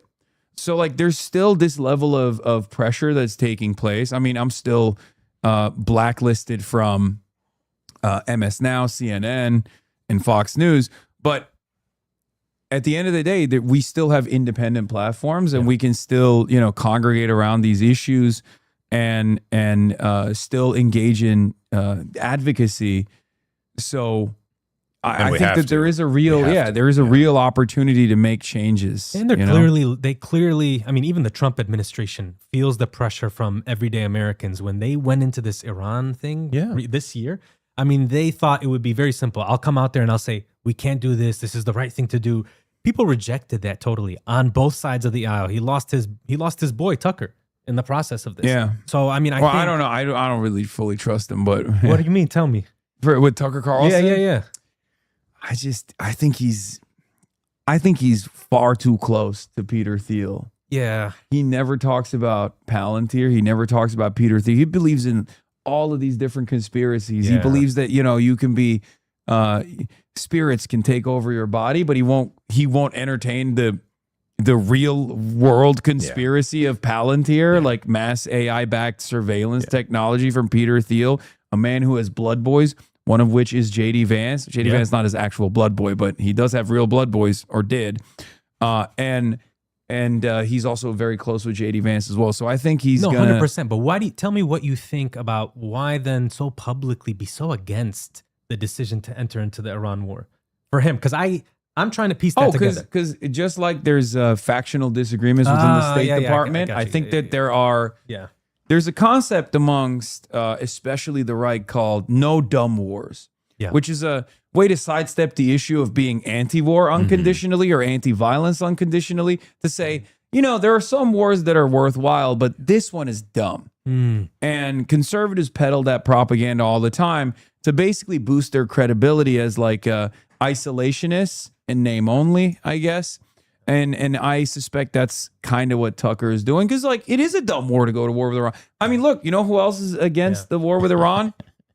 The godfathers of the neoconservative movement, like Bill Kristol and Robert Kagan, guys who spent their entire lives initially advocating to do this war with Iran. Yeah. And now that it's come, now that it's happening, and now that it's being prosecuted entirely incompetently. Yeah. And there is no competent way to prosecute it anyway, because like you can't overcome geography. Like it just doesn't. It's 21 miles wide. The Strait of Hormuz. That's the interesting thing there. Like, the United States could defeat Iran. We would just have to mobilize our entire society, except having a 4 million person army, maybe accept 500,000 combat deaths, and probably rip the place to shreds, probably killed 10 million Iranians in the process. It would destroy and America we would have to, and then we could spend 30 30 years doing this. Well, that doesn't seem like a good idea at all. So instead, they want to they kind of want to have their cake and eat it too. Of we'll just lob some missiles and that's it, and then we'll just pray that the Iranian government is overthrown and we can claim a victory. That's something I still It's struggle ridiculous. with. Apparently so many people knew that would not work, right? I mean, that's the whole idea. But still, this guy comes in and does a did you see PowerPoint presentation. Netanyahu comes in and does a PowerPoint presentation, and then suddenly, and Lindsey Graham too. Apparently, it just came out yesterday or the day before. Amman, like the Israeli military intelligence, was saying it wouldn't work. Yeah, but they went, like that's what. I mean, these people aren't stupid. I mean, they're not. Yeah. So what was interesting to me, because I was covering it nonstop, and I kept repeatedly explaining that this was going to be a disaster if we actually implemented it over and over again. And I'm some random guy from the outside. You know what I mean? If I can see it, I'm sure military analysts can too. But one thing that also always was very interesting to me is leading up to the buildup of the Navy Armada, when everyone knew exactly what was about to take place. Yeah. General Dan Kane, who is the top pro-Trump general, head of U.S. Central Command, very clearly tried to spell out that we would not be able to maintain air superiority over over the Iranian airspace, and that we would inevitably run out of our standoff munitions that were lobbing the Tomahawk missiles, and we would run out of defensive munitions as well in the process, and erode American military supremacy around the globe, and be declared a paper tiger, as we are currently seeing unfold in real time. And because Trump didn't listen to him, he went to the media. And that was very interesting, because this is a Trump loyalist, right? And he went out there, he went chairman of the Joint Chief of Staff, not CENTCOM. Yeah. CENTCOM is another guy who's insanely pro-Israel, Brad Cooper, I think. Sounds right. Yeah, he's a very strange guy. Anyway, so in any case, Raising Cane, he went to the media and he leaked it. He leaked that this was not going to work. And yet they still did it. And I cannot understand, like, is Trump that easily manipulated? Like, that he was just like, I got a massive victory in Venezuela. This is going to be the same decapitation strike. And then all of a sudden, boom, boom, complete societal collapse. They're not even thinking about the success of that campaign, because that would have still, I think, yielded a tremendous instability. Because even if the decapitation worked, and let's say they armed the Kurds, and then there was ethnic tensions that they were able to successfully foment, and then there's mass instability. This is an unbelievably diverse country with 93 million people. It's a huge place. Yeah. It's a huge country with a massive defense industry in and of itself, with varying degrees of hardliners that, are going to seek out revenge. Like, even the most successful initiative would have collapsed the entire region. Because then, even if the IRGC, like some of the units, decided, all right, we're blowing up every oil refinery in the region, then what do you do? Yeah.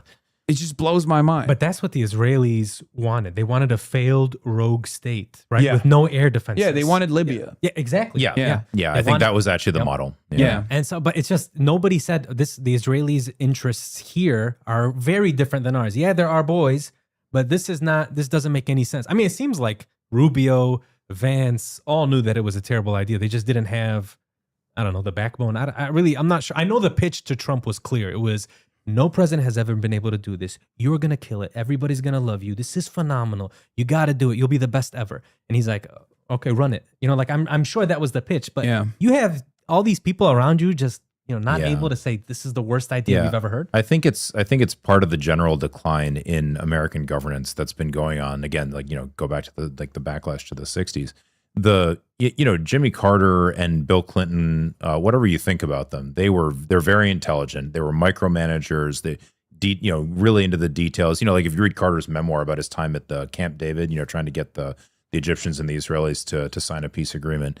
He's just talking about like the micromanaging these details. It's really quite incredible. Same thing with Clinton.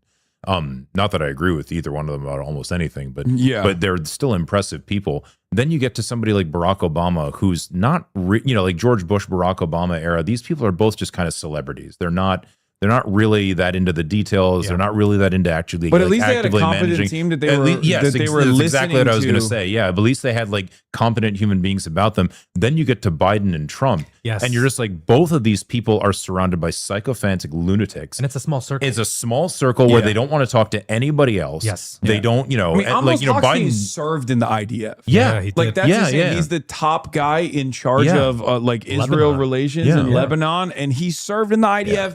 And Brett McGurk has like business ties to the entire region, Oh, yeah. including to Israel as well. And these are the two primary people that are in Biden's Yeah. ear. Yeah, they And have- Biden himself was a zealot Biden, too. yeah, Biden himself is a committed zealot and also, obviously very confused most of the time. Yeah. But like this also goes to this is all like this change in American governance is really compounded by Citizens United, it's just my opinion. But Oh, yeah. That it showed was like the end because of it. Yeah. because like at that point, like, Trump is kind of a like a unique example of it. He's basically in power because of tech billionaires, Zionist billionaires, Unitary executive yeah, theory. exactly, and all of which is developed under the Bush Yeah. administration. 9/11 gives it a real kick in the, or I should say the reaction to 9/11 gives it a 9/11, big kick in the pants. We did this to ourselves. And and actually it brings up a good point. Like all of that, all of the post 9/11, like the Patriot Act, all of these changes in the way our society works. Al Qaeda didn't do that to us. Al Qaeda blew up the towers. We decided to take away our own civil liberties. We decided to ruin our own election Homeland system. Security, We ICE. decided to create this system that bothers Thayer and detains him when he comes home from not even getting into Palestine. He just went to Jordan and hung out in the Amman Paradise Hotel. We both spent way too much time in that place. Yeah. This is we're doing this to ourselves. This fealty to Israel, we're doing this to ourselves. We do not have to live like this, but we got to make the choice. We gotta get off our butts and do it. And Do one something. thing I'll say about Biden, which again points to the fact, like really this is the sort of the end of democracy, is you're exactly right. I mean, I saw this guy, I looked at him, and it's clear he did not want to die thinking that his legacy may be tarnished by doing something for the Palestinians. He is somebody who grew up in that generation that the Holocaust was the worst thing ever, and that supporting Israel was the moral imperative. was the right reaction to the Holocaust, No matter yes. what, right? Yeah. And so he wanted to die. If you have, that's the president of the United States thinking in that way about his legacy, like he knows he's in his final days. I mean, we're in trouble. And it's the fact that he's got only a few people around him that are willing to say, "You're right, boss, all good." Yeah. I mean, Yeah. and then the or Trump thing, even telling him like this is a good idea, Yeah. like even Yeah. giving him additional tools, like right, yeah. because again they were zealots. Like it was an entire team of zealots, up close and personal that were also just as like ideologically invested. Oh, yeah. in the great Israel Again, project. Hochstein, McGregor, these people are all.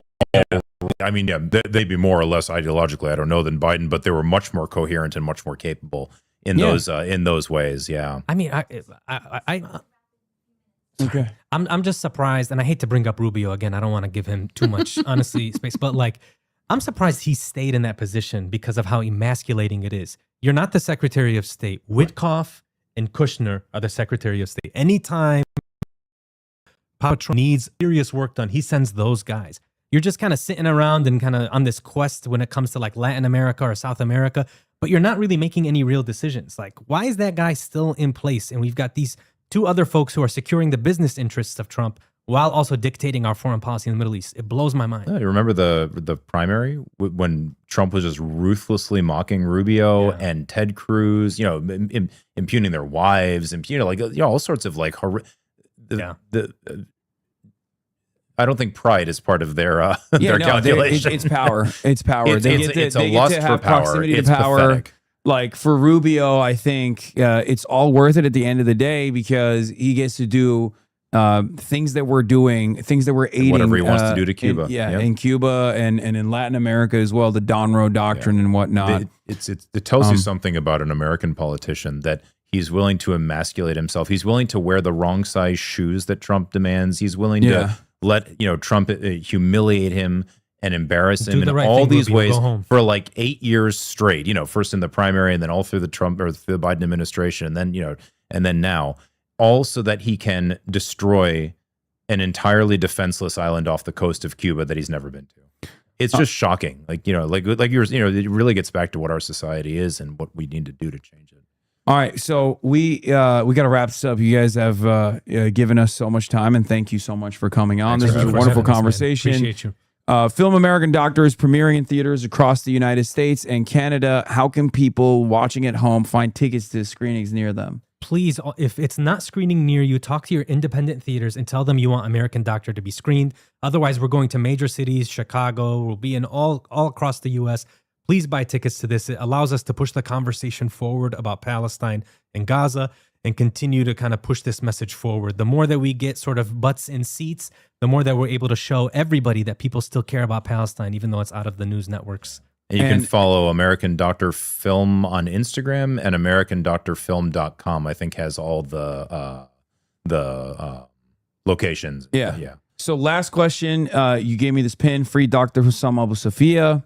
And you were wearing it on your Democracy Now! Interview as well. He's been held without charge for nearly 2 years now, reportedly beaten with a hammer. His son was killed.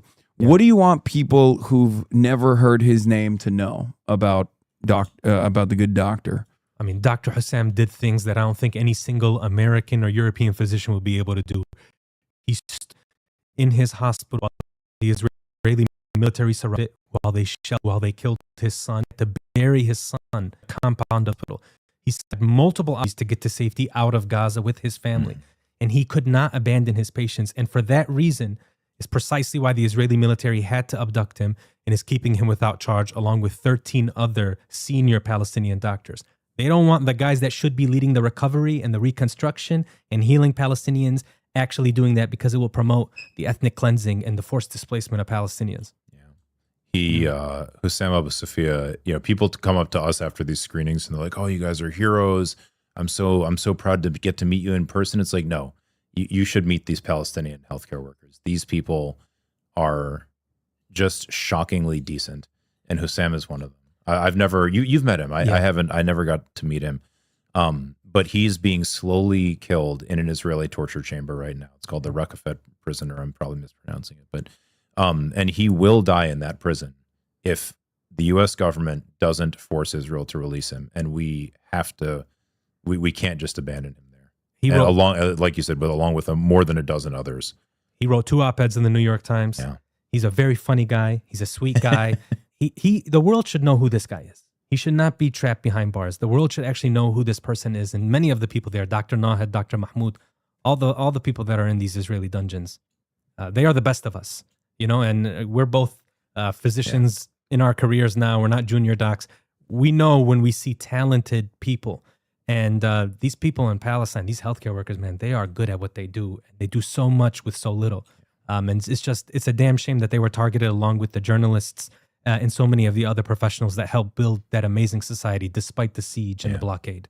Yeah. All right. American Doctor, hopefully coming to a theater near you. Oh, and Hasan, sorry, but you have the backing of all of the doctors and nurses that went to Gaza. Any way we can support you.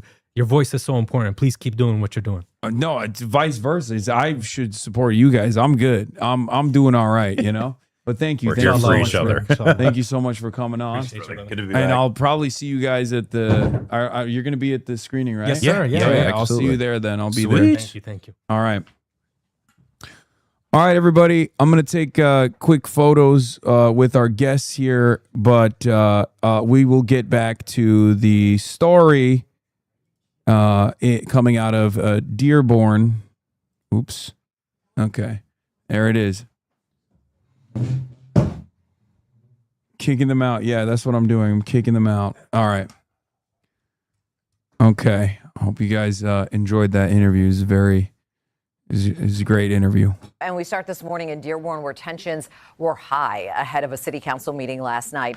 Anti-Islamic protesters clashed with folks in Dearborn and their supporters. There were many arguments between the groups throughout the day. One protester taken into custody for throwing a punch at a police officer. The crowd tried to rush through the library doors just before the start of that meeting, but crowd control measures they were used to push them back. Here's what people on both sides had to say. We are a Christian nation. We love Jesus, and that's why we're here. To take freedom of speech, and it's a free country, and that's why we're here. I think we should all stand united together as one, and I don't think there's room for people like Jake Lang to come cut us up, divide us. The majority of protesters left before the end of the city council meeting. For more on what happened inside that meeting, we go live now to our Jordan Burroughs, who's in Dearborn for us this morning. And Jordan, what was the scene like there last night? Yeah, Sandra, perfectly described when you were talking about that one protester arrested. So there were periods of tension, but all in all, it really was just this protest and this crusade. And mostly was just people disagreeing with one another, but at a high level, loud conversations, people being boisterous. Like you had mentioned, don't know exactly how many arrests there are, but some people were arrested inside the meeting. Less tensions, but maybe more severe being talked about in this city council. Nonetheless, that city council meeting was not business as usual. It's never usually held at the Henry Ford Centennial Library, and it was moved here so law enforcement could work on crowd control and make sure that the community felt safe. This Jake Lang character, someone that we've been talking about, for a couple weeks since we've heard that he was planning this protest, he gathered for what he called this Christian Crusader March. He and his supporters and then several community members crowded that meeting space here at the library. But we know residents in Dearborn and surrounding communities also traveled here as well to make sure that their voices were heard. Like you had mentioned, Sandra, the crowd tried to rush to the doors ahead of the meeting with police providing. Is it still effing? control. I don't know what's going on, chat. Yeah, it's been effing. It was effing towards the end of the. Yeah. I saw the bit rate go down. It's still going down. It's red right now. It just keeps going in and out. Wait, why? Doesn't the backup work? No, it does. No, I'm bounding it in. So just add it. Okay.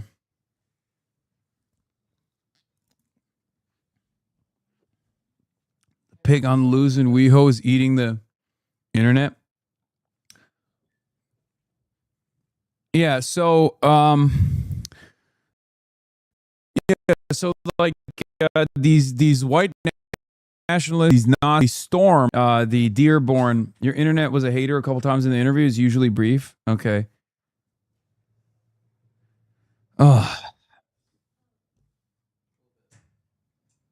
Oh, heavens F. Okay, calm down, everybody. It's going to be all right. There's going to be a micro F. But yeah, as I was saying, hold on. Let me lower my audio a little bit. This is the best interview I've seen you do. Truly wonderful. Okay, thank you. Yeah, M. Israel Chai, of course. Please stop destroying my internet. Benjamin Netanyahu, Big Yahoo, please. Please don't destroy my internet, Big Yahoo. Clandis just mentioned you. What did she say?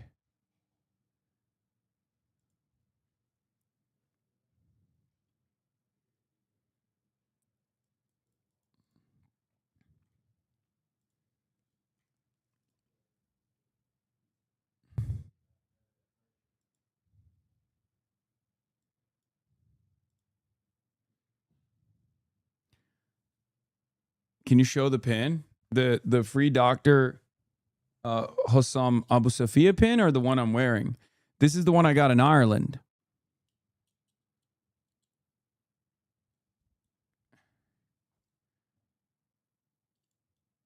She thanked your donation. She loves you, she said. Wait, what? Good job letting your guest talk between questions. Unironically, you did much better than usual with that interview. What? This interview and your first were both well done. She loves you and she said she loves your commentary. All right, you guys. Wait, what? I can't tell if y'all are fucking with me or not.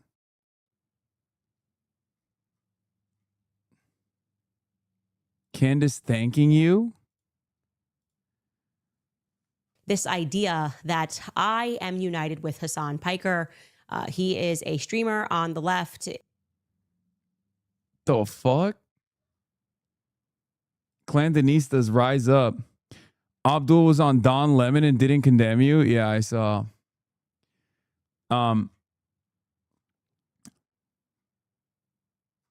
Hold on. We'll get to that in a second. Look. Going back to Dearborn and the unlimited amounts of Islamophobia, right?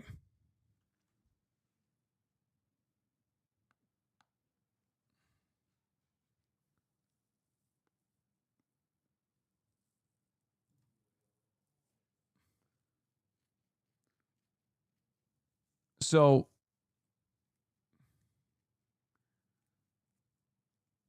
what I was gonna say is this.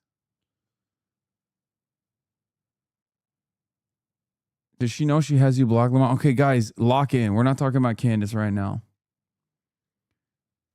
So, in the Dearborn event, there were a lot of people that came in, white nationalists, neo-Nazis, and the like, and said, like, America's never going to be a Muslim nation, fuck Sharia law, all this stuff, right? Like, it's like very racist nonsense.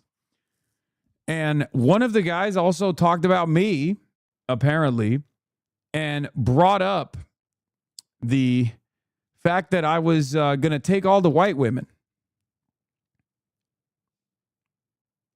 That came from the Elon Musk clip of me in 2018 making a joke about the Great Replacement being fake. So what's wild about this shit, what's crazy about this shit is that, like, they are gearing up, they're tuning up some of the most psychotic individuals in American society right now to take action, to take matters into their own hands.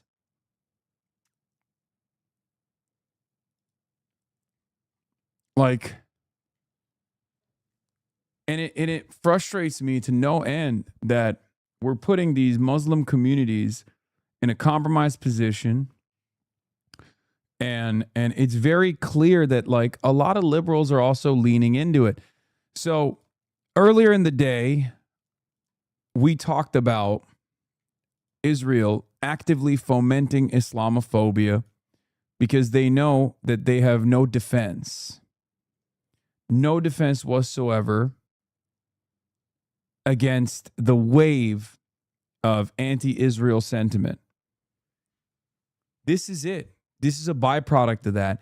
And that's why it's not a fucking accident, and it's not a secret that so many of these institutions, these supposedly liberal institutions, are also either refusing to reckon with the Islamophobia, refusing to criticize it, or outright endorsing it.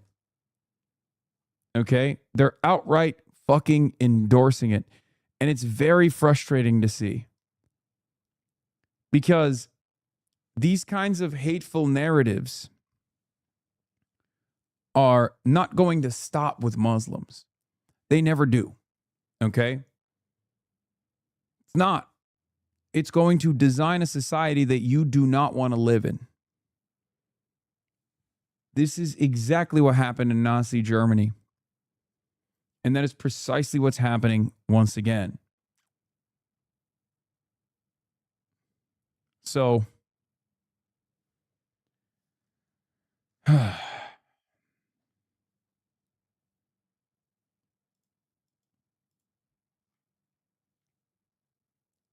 if you think that if you're pro-Israel and if you think like, oh, it'll just stop with trans people, it'll stop with Muslims, it'll stop with undocumented migrants, it won't. It won't. Those in positions of power will always use tribalism and will always try to divide and conquer. And the antidote to that is solidarity. The antidote to that is to fight back. The antidote to that is to say, this is not America. America is the most diverse nation on the fucking planet. So stop leaning into this shit, man. I know that in the interim, you might think, oh, well, they're taking care of my enemies. This guy, he hates Israel. Fuck this guy. He's a terrorist. And you find yourself swept away with this argument, this notion that, you know, as long as we can ham up the Islamophobic narrative, as long as we can say all of Israel's critics are just obsessed. They've lost their minds on Jew hatred. They're obsessed. You might think that it helps you in the interim, in the short term, but it's not. It's not going to be helpful for you at all in the long term. Your whiteness is also conditional. Your whiteness as a part of the in-group is also conditional. And even then, are white Hispanics white? And then, are Slavs white? Are Jews white? These will be the next conversations that they're having. And you won't have any allies by your side at that point to defend you. So we got to nip this in the bud ASAP.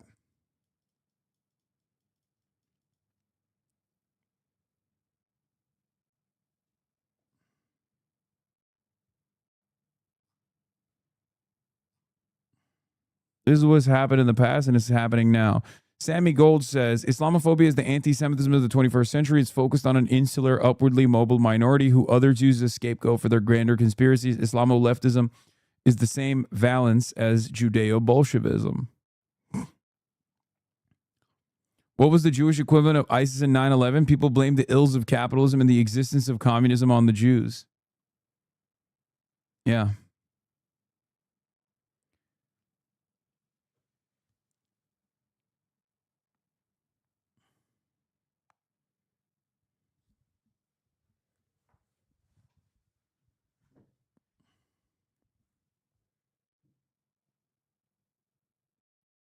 I hate how much it sounds like you're talking in 1930s Germany. Well, in many respects, that is what we're doing right now. We heard from Lang, we heard from city council members, and we also heard from community members before, during, and after this city council meeting. This is an invasion on all fronts. Our people are being pushed out of the workplace. We're being pushed out of city councils. That smug face of the Taqiyya Muslims. Oh, Taqiyya, you know, the thing that Neera Tanden accused me of by way of Laura Loomer.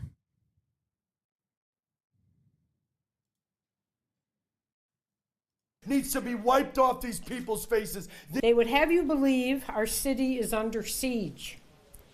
This is no more than an attempt to stoke fear and could not be further from the truth. To those who came to Dearborn looking to spread fear and division, I say to you, come see the real Dearborn. The majority of community members in Dearborn were calling on unity. Live in Dearborn, Jordan Burroughs, CBS News, Detroit. And we should mention that we reached out to both Senate candidates who are running right now for that important office, Mike Rogers and also Dr. Abdul Al-Sayed. We did not hear back from Mike Rogers, wanted to know if he had any comments, thoughts about what it is that happened in this state in which the entire world was watching. Dr. Abdul Al-Sayed did agree to talk to us. He joins us now live via Zoom. And Dr. Al-Sayed, good to see you. Thanks for joining us here today. I want to ask you, this is not the first time we've seen this type of thing happen with Jake Lang or, for instance, with Terry Jones many years ago. How do you think it was handled? How do you think it went? Yeah, Rube, first, Thank you so much for having me, and I'm sorry to have to meet under these circumstances because, what you're seeing here is a bunch of out-of-state agitators coming in defiance of the broad, incredible America that we exemplify here in Michigan. A guy like Jake Lang. Bro, if we fucking hated America, we would be Republican. I will keep repeating this over and over again, okay? Like, who would put up with this shit? That's what's so crazy, especially with Abdul. I mean, he loves America all the way. I don't think I've ever met someone who loves America as much as this man does. Or even sometimes I'm like, all right, man, I get it. Okay. And it's so crazy. Like people will constantly do this to me too. They're like, you fucking hate America. It's like, bitch, I live here. I can live anywhere I want. Why do I live here? And then the answer is, oh, because you want to destroy America from within. Well, if I wanted to do that, why am I not a Republican?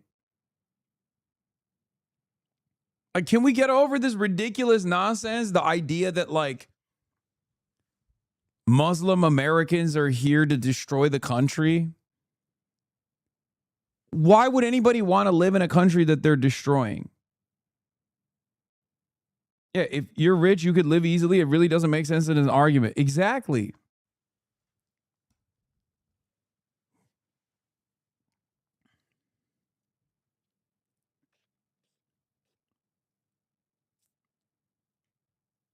I would have moved in your position. I know. I mean, plenty of people probably would have. But I'm endlessly stubborn. I'm a socialist, man. I'm a socialist in the United States of America. You have to fucking have backbone. You have to be super, super stubborn. Like, every single person that comes in here and says that I am an Islamic jihadist who must be assassinated, I want them to have health care. Okay? I want all of them to have free health care. I want all of them to be able to go to college for free. There's so much potential in this country that we're just casting aside at the behest of the almighty dollar, at the altar of the almighty dollar, so that a handful of psychopathic, bloodless, parasitic capital-owning monsters can generate unfathomable amounts of profit over and over again, destroying everyone else in the fucking process.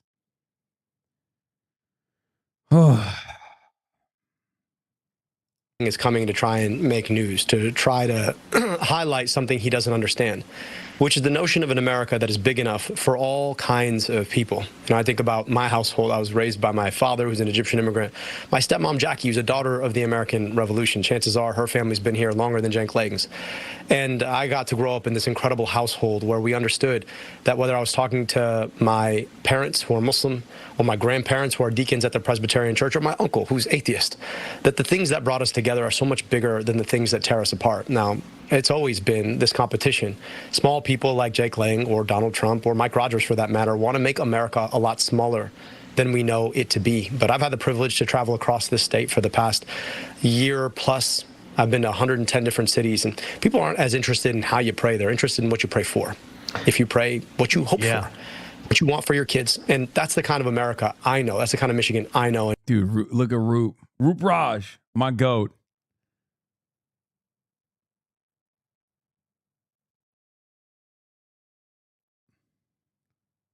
People like Jake Lang don't understand that.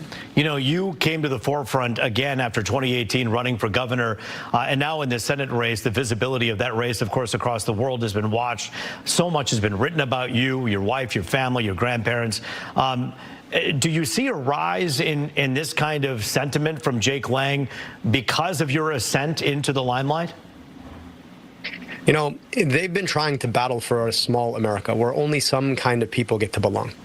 And the thing about that they don't understand is, we just celebrated 250 years of an America built around the idea of a government of the people, by the people, and for the people, around the idea that there shall be no religious test, around the idea of e pluribus unum, out of many one, and the idea that somebody who has a name like mine or prays like I do could be elected by his or her fellow Michiganders, that's contrary to what the America that they want it to be, but it's exactly the America that our founding fathers understood our country to be a part of.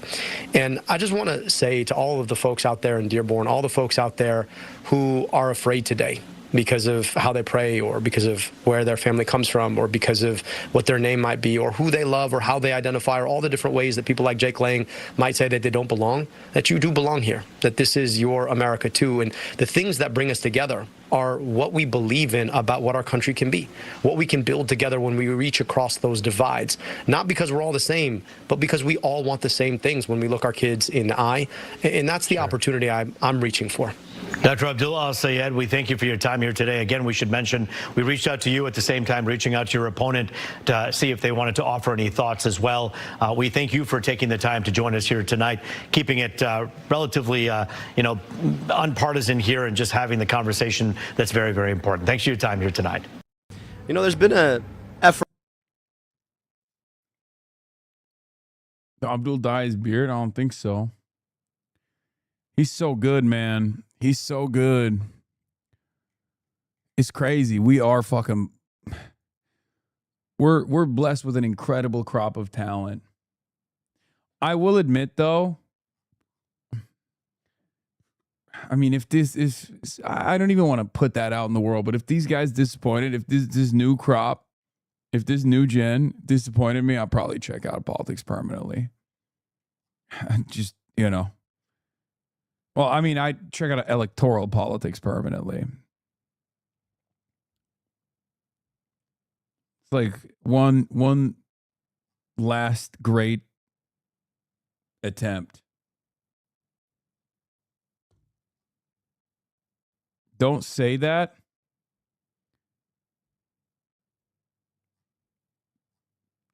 No, I'm just saying, like, it's not going to happen. It's not going to happen. These guys are not going to disappoint us. Yeah, new Senate poll in Michigan from Susquehanna. El-Sayed at 46, Rogers at 39. Seems like the base consolidation operation is working. I didn't mean I'd check out politics completely. I'm sorry. I meant electoral politics.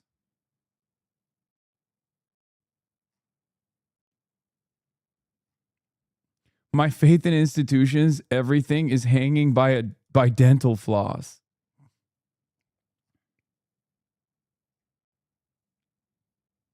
I won't trust the polls for the next 20 years.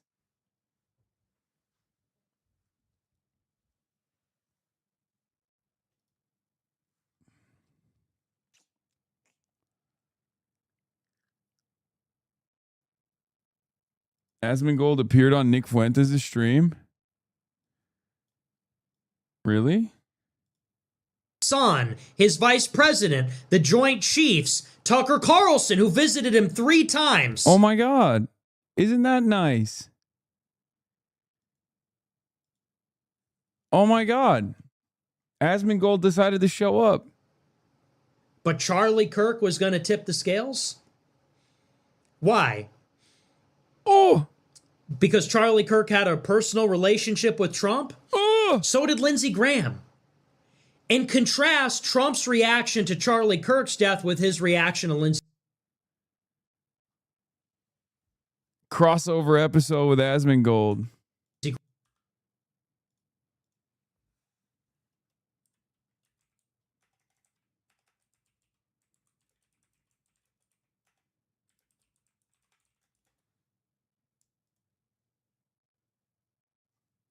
Oh, that's so nasty. What the fuck?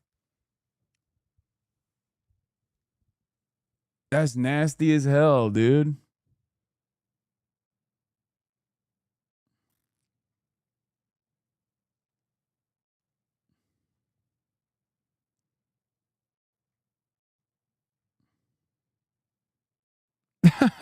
Someone posted Asmongold impressed.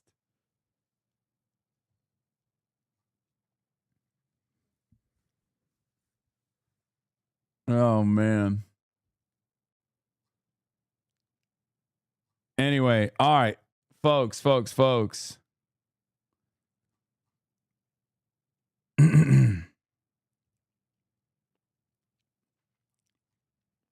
AI image. Why is he outside? Yeah, you know it's an AI image. Here, I'll run this last. Don Lemon. We're all lemon heads around here.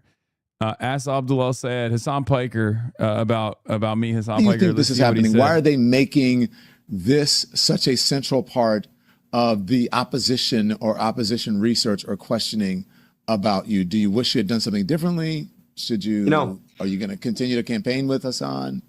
They are desperately trying to distract us from the fact that you can't afford a full tank of gas. Desperately trying to distract us from the fact that you came in trying to buy steak and ended up with some ground chuck. Desperately trying to distract you from the fact that your car that you really, really wanted to replace this year, not going to happen for you because you don't have the money. Desperately trying to distract you from the fact that you're worried about your job being automated out by AI. And let me just tell you, Donald Trump, Mike Rogers, these are folks who actually did things to create the circumstances that you're living in. Donald Trump is wasting your tax dollars fighting a war that's raising your gas prices. He's done nothing about the inflation crisis except for making it up. And he's more interested in the drapes in his ballroom than he is about whether or not you actually can afford a house with another bedroom. So you know who didn't do those things? A Twitch streamer. Hasan Piker didn't raise your gas prices. Hasan Piker. Well, you don't know that, man. Maybe I did. Okay. Maybe I did. You know what? Fuck it. I'm taking credit for it too. You know, at this point, might as well. Never did anything about your grocery prices. So they can go after him if they want. And all that says is you don't even have anything on me. Because you know what I did? I rebuilt the health department in the city of Detroit. I led. Damn, bro, let me out. Hung me out to dry. He said, you can go after him. No, Abdul. Abdul be like, yeah, go after him. Not me. It's fine. I can tank it. Fuck it. Come after me. God damn it. Wayne County's Department of Health. I made sure your kid had glasses. I made sure that you weren't swimming in medical debt. I made sure that your kid wasn't drinking leaded water in their schools. So it's funny because they're trying to attack me by way of somebody else who's not actually responsible for the problems that I'm actually trying to fix. It just shows that they've got nothing to actually run on. If you're Mike Rogers and your whole record was voting 19 times to raise prescription drug prices, what are you going to say? Yeah, oh, look at him. He's got a name. You probably never met anybody with a name like his. My name didn't raise your gas prices. My name didn't vote to raise prescription drug prices. Mike Rogers did that. So, you know, keep coming at us. At the end of the day, you can come at Hasan, you can come at me, but I want to make sure that folks understand that what's at stake right now is whether or not we want a sock puppet for Donald Trump to be worn from the Oval Office, to continue to offer zero check on policies that are wasting your tax dollars, that are leaving our servicemen and women stranded, that helped to expand access to opioids and push the opioid crisis from a guy who decided he wanted to live in Florida. And that's both of them, Donald Trump and Mike Rogers. So I welcome their discussion. If you were trying to attack me by way of a Twitch streamer, go ahead. But, you know, I got a lot to say about what you actually did. It's a good take. What is this? I can have dinner with anybody I want, and I'm not asking Benjamin Netanyahu's permission to do it. What the fuck is that clip, bro? What the fuck? The market will stagnate so long as a resolution to Hormuz is not achieved. Trump signaled this week he's in no rush, and the markets are reacting to that. Now the admin has to pull whatever tricks it can to ease the situation and put off a nosedive over the next few months. But really, there are only so many tricks in the bag. All right, last but not least, we got to look at Candace. And I learned in this clip that I'm about to show you that Blake Neff tweeted, because it's their new line of attack against me. Here's what Blake Neff wrote. He wrote, Hasan Piker is openly celebrating Candace Owens, calling her a queen because she single-handedly undermined the effort to martyrize Charlie to go after the violent radical left. Hasan says that Tyler Robinson probably did it, but my heart says go Candace go, because she is helping the left so much. The radical pro-violence left knows exactly what a gift Candace and her ilk are to them. Okay, so I would like to actually hear, or have you guys hear, what Hasan Piker said. And I would like to respond to this, since they're all pushing this around, because, you know, we're supposed to accept the Fed slop of left versus right. And again, you're going to hear him say that I've had him blocked for years. So it's even more ridiculous that they're trying to pretend or allude to the idea. It's true, she has. Candace, unblock me, queen. Of this partnership between me and Hasan Piker. But take a listen to what he says. I can't speak out against this queen because this is a queen that successfully and single-handedly undermined the Republican initiative to martyrize Charlie Kirk and use that example to crack down. Dude, you know what's really funny? All these people posted this clip and like half of them were like, I can't believe I'm agreeing with them. Like Ben Shapiro did a fucking video about agreeing with me on this. And then everyone in the comments were like, oh, this guy's so stupid. Why is he revealing it? It's like, yeah, it doesn't matter, dumbass. I'm right. But who cares? It doesn't matter. You know what I mean? Like all of these people, they're like, I cannot believe Hasan Piker is just admitting this. Is he fucking stupid? Like for so many of these people, they don't realize like, maybe I just had the wrong opinion of this dude. Maybe he is capable of critical thinking. You know what I mean? It's always funny, like their immediate reaction is just, wow, what an idiot. Can't believe you've just openly fucking admitted it, dude. I'm always going to say the truth. It's that simple. On political dissent. She dropped a grenade on the discourse. You understand? So I'm with her. It's hard. It's hard for me. My brain says, no, it's probably Tyler Robinson. But my heart says, go, Candace, go. Keep cooking. You know? Does that make sense? I can't like her tweets because she blocked me many, many years ago. This is before she became our hero. Okay. Many, many years ago, Candace Owens blocked me. I've not been a fan of Candace Owens. I am a fan now. I'm not exactly sure what I am supposed to have a problem with. And this is kind of the running themes of what we are seeing in Brandy Zajazny's article, is that essentially they are saying Candace ruined an opportunity to pin this on the left, however wrongly, to unite the Republican, to create this sort of Republican initiative to just start attacking the left, however wrongly, doesn't really matter, after Republicans were kind of fractured because people actually care about pedophilia on the right. The Epstein files mattered. And we weren't accepting this idea, get focused, midterms are around the corner, ignore the Epstein files. We said, no, we are not going to ignore children being harmed. We're not going to see ourselves as just Trump supporters who should be supporting him no matter what, even when he effectively ran. You could certainly say Vance, everyone around him constantly said, as soon as we get in there, here's what we're going to do with the Epstein files, Kash Patel. His administration was running on something that we cared about. This is what they're essentially saying. They're saying you ruined an opportunity to, however wrongly, have us unite around Charlie's death and stomp out the left for something that they didn't actually do. Now, here's what I'm going to say and offer back to the left. All I did here was pursue truth. I didn't do this for the left. I didn't do this for the right. I did this for my friend Charlie Kirk because I want to know who actually killed him. And I am not convinced this had anything to do with LGBTQ rights. If I did. Bro, this is going to hit that mom from that family podcast. Dude, we just unlocked an entirely new base. Okay? We just unlocked an entirely new base. We unlocked the radical, true crime-loving wine moms. Okay? This is big. This is huge. This might be the biggest base that we've unlocked. Okay? Not left, not right, simply carrying the flame. You understand? Have you ever thought about repurposing the phrase suicidal empathy? It's so weaponized on immigrants, but really you, Zoran, and Abdullah are keenly aware of how much this country hates you, yet you keep on?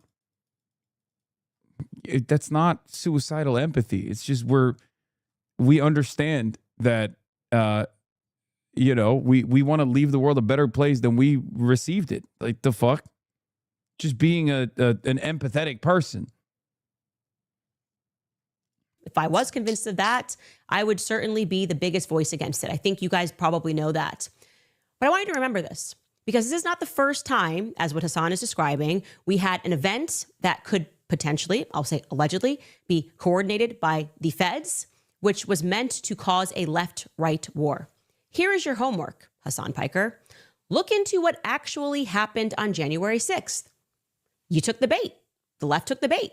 Okay, this was a different world. Yeah, I would say in 2020, I think that's when that happened, January 6th, 2020. No, it happened in 2021. That's crazy. She said, do your homework, and then gave the wrong assignment. Also, I was there. Like, not physically there, but I literally was as close to being there as you possibly can be, because I covered it live alongside like 300,000 Americans watching.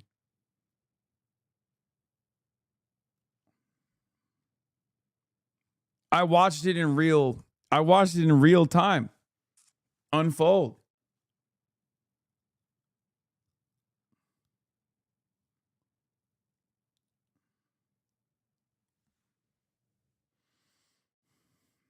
There were feds on the ground? Wow. No way. What? A massive gathering in the Capitol? And you're telling me federal agents were there? Yeah. Nick Fuentes was there. Fucking got him. Some of the federal agents couldn't make it there because they got protection ahead of time, like the head of the Proud Boys. Fucking got him ×2.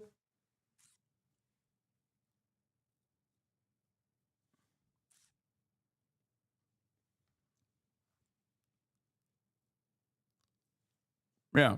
On-duty cops, off-duty cops. It was a different world. We were all more divided. I count myself among that as well.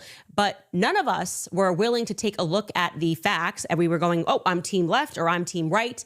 And as more and more have come out, more and more has come out about what transpired on that day, it was without question an opportunity for us to look up and see who rules over us and who benefits from that. Wait, what does she mean by this? Did the Jews do January 6th? Also, Charlie Kirk was there. Charlie Kirk bussed people to January 6th.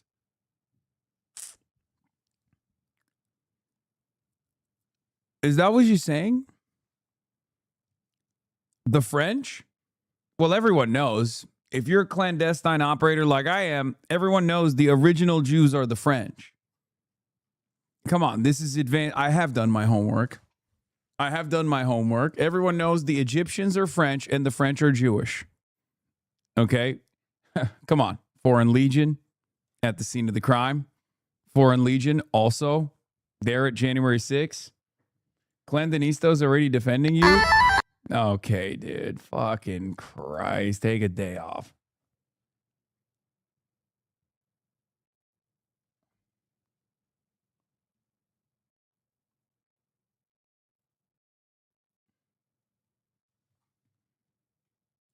And people were wrongly arrested. People who 53-month subscriber, Tom the Catman. Where do you stand on Israel? Just curious.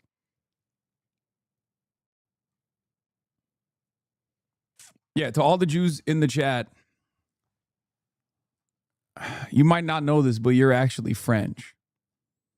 And perhaps maybe even a little bit Egyptian too. who were encouraged to go into the Capitol on that day. If we're all seeing now for the first time that there is an effort by a minority, a very powerful minority who doesn't actually care about left or right, to seize power from citizens, full stop, by allowing something terrible to take place and then saying, here's what we must get done and here's what we must pass, a la 9/11, then we both sides, so to speak, needs to do its job and be realistic about it. So I'm not anybody's hero or anybody's queen. I am somebody who cares deeply about what happened on September 10th because my friend was killed. And I have the sense that we are being lied to about it, particularly by the federal government. In particular, I feel the federal government is lying to us. And I refuse to accept that it is my duty to blame it on the left if the left didn't do it. Left does plenty of things that they've been caught doing. And It's so crazy, dude. The anti-Semitism is the socialism of fools is just forever. Like it's forever a lock. People who inch so close in the direction of the correct interpretation of what's going on, like people who are in positions of profound power, operating it alongside their class interest, and then immediately pivoting it to like, no, it's a shadowy group of puppeteers who happen to all be Jewish. That's what it is. Jewish people somehow both killed Charlie Kirk and got him to do January 6th. Yeah. She also ends up saying, no gods, no masters. She's like, I'm not your hero. I'm not your queen. I'm just looking for the truth. use my platform to go after them. I have no issue doing that. I'll do that tomorrow if that is the circumstance. If they're doing something radical and wrong, I'll do that. But I'm not just going to become a cheerleader. She says she's not anyone's queen. A leader who does not want to crown is the one who deserves it the most. She is a queen. Yeah. For the right, and know that they are engaged in something very wrong and say, well, it's okay because at least they vote Republican at the end of the day. Kleiner said Jewish Bolsheviks killed 60 million Christians. I know. I think even Finkelstein was like, no. Even Finkelstein, who was sitting there, that was the only time where he was like, enough. That's not true.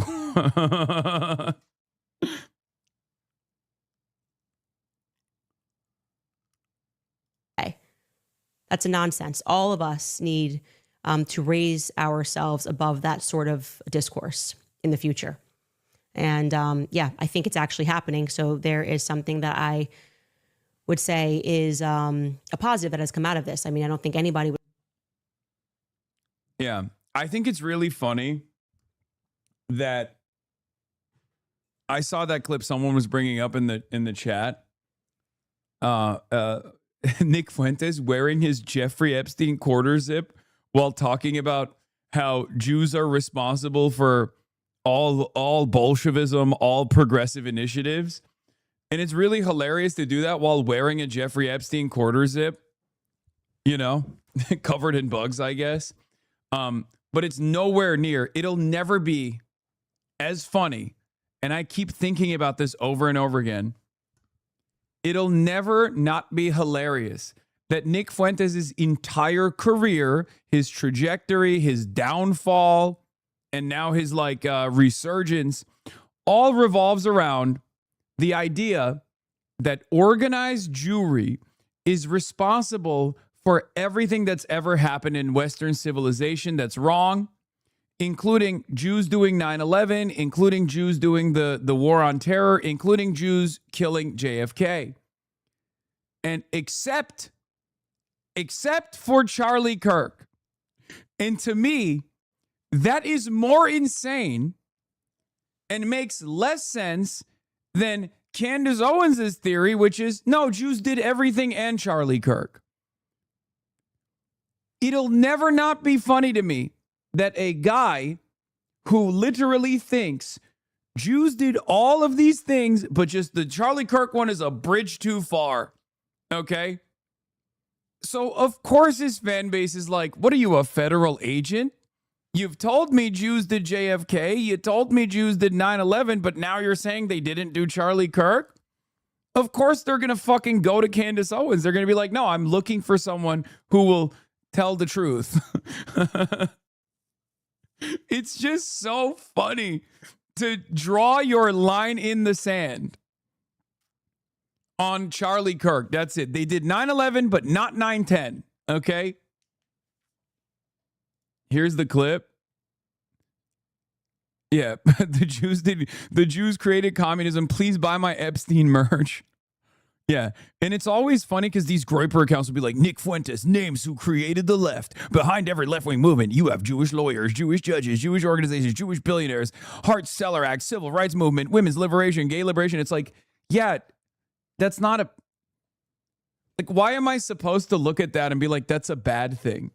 I mean, there's a little bit of truth to that. Yes, Jews, very progressive Jews were... at the scene of the quote unquote crime, I guess, but like, that's not a bad thing. That's not a bad thing at all. That's why it's like insane. Thanks for giving us credit for all the best aspects of America.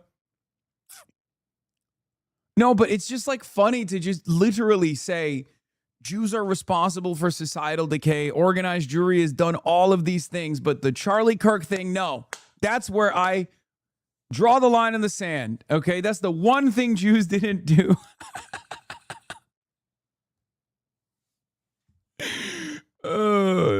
It's just such a funny point to make, and he's just so frustrated that his audience are becoming what he calls stupid anti-Semites, as though there's a level of anti-Semitism that's smart. But somehow these guys are, going past that point. This vulgar anti-Semitism, not the intellectual anti-Semitism that he demonstrates. Yeah. In some ways, it's kind of funny because he's going through the Ben Shapiro route. Ben Shapiro trafficked in these idiotic conspiracies over and over again, obviously not anti-Semitic ones, but he trafficked in everything that a neo-Nazi would inevitably come in and say, yeah, Jews did all of that. Like, it's the same fascist conspiracies that Ben Shapiro believes in, right? But instead of blaming Jewish people, Ben Shapiro always said, oh, it's like societal elites. It's societal elites that are doing this. It's liberals that are doing this. And some bad Jews that are doing this. That's like Ben Shapiro's response to it, right? And then his audience were like, oh, thank you for educating me on, the dangers of the third world that have come here. Who's brought them here? And then someone else came in and said, oh, yeah, Ben's lying to you because he's Jewish himself. It's the Jews that brought them here. And everyone was like, wow, that makes a lot of sense. And now... that's someone who ate away at Ben Shapiro's audience. Nick Fuentes is losing his audience to Candace Owens because she's pushing it past the Charlie Kirk assassination limit. This totally arbitrary line that Nick Fuentes, for some strange reason, has presented. Jews did cultural Marxism, Frankfurt School. They did everything. They are doing unlimited third world migration. They're doing everything. They did 9/11. They did the JFK assassination, but not Charlie Kirk. Can you talk about anything other than Israel and the Jews? All the time, my friend. If you had working brain cells, you would understand that I'm actually making fun of dumbass anti-Semites right now. But of course, you don't have any fucking working brain cells because you're a dumb fuck Israel supporter. Dumb fuck Israel supporter who hears me making fun of prominent anti-Semites and being like, this is all ridiculous nonsense. And immediately goes, oh, no, you ain't talking about anything other than Jews. I came here out of curiosity. Why are you so aggressive? Why am I aggressive? Because you're a fucking idiot.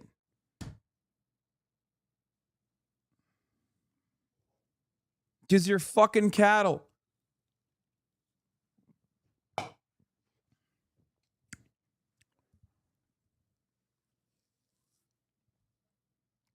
This is your opportunity to exercise critical thinking skills and be like, I thought this Hasan guy was this fucking vicious anti-Semite, but here he is making fun of vicious anti-Semites.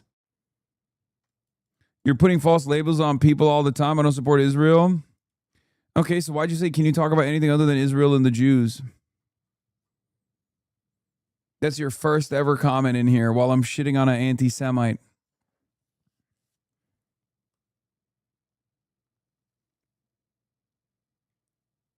Yeah, bad faith hidden as just curious. I'm just curious. Yeah, came here for the first time, but apparently knows what I talk about all the time, which seemingly is always about Israel and the Jews. Which is it? Which is it, buddy?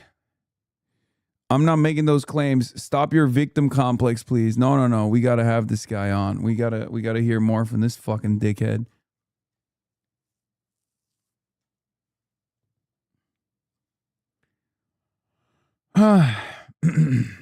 Asking for a friend. Don't ask who. Can you please stop talking about Israel?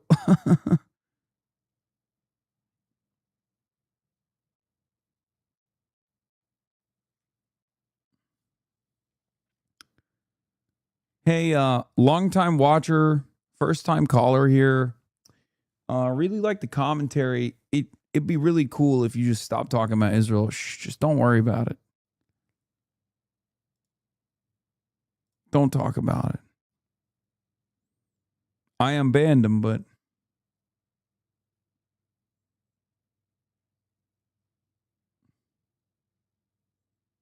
we need more pets. That's what we need. I miss my pets. Also, I'm not talking about the Jews. I'm talking about the French. That'll never not be funny to me, man. All right, that's all I got for today. That's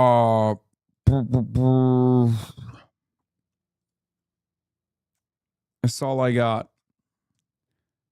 Tomorrow, instead of Israel, we're going to be talking about Estonia, the glorious nation. Estonia, my first love. Estonia, the best nation on the planet. Estonia, that deserves $10 billion in annual defense spending. Yeah. I love Estonia. My life for Estonia. Estonia comes to me in my dreams. I'm also going to have Madeline Somerville on. Remember that lady who like defended me on Will Kane and then had to apologize for it? Yeah. I'm going to talk to her in person, as a matter of fact.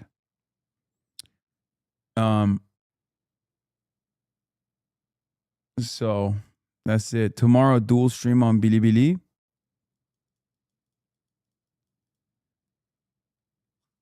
Yeah, I'll get back to the Bilibili team and see if we can start dual streaming on it again. Because I'll be down. I'll be down to do it for sure. But yeah, folks.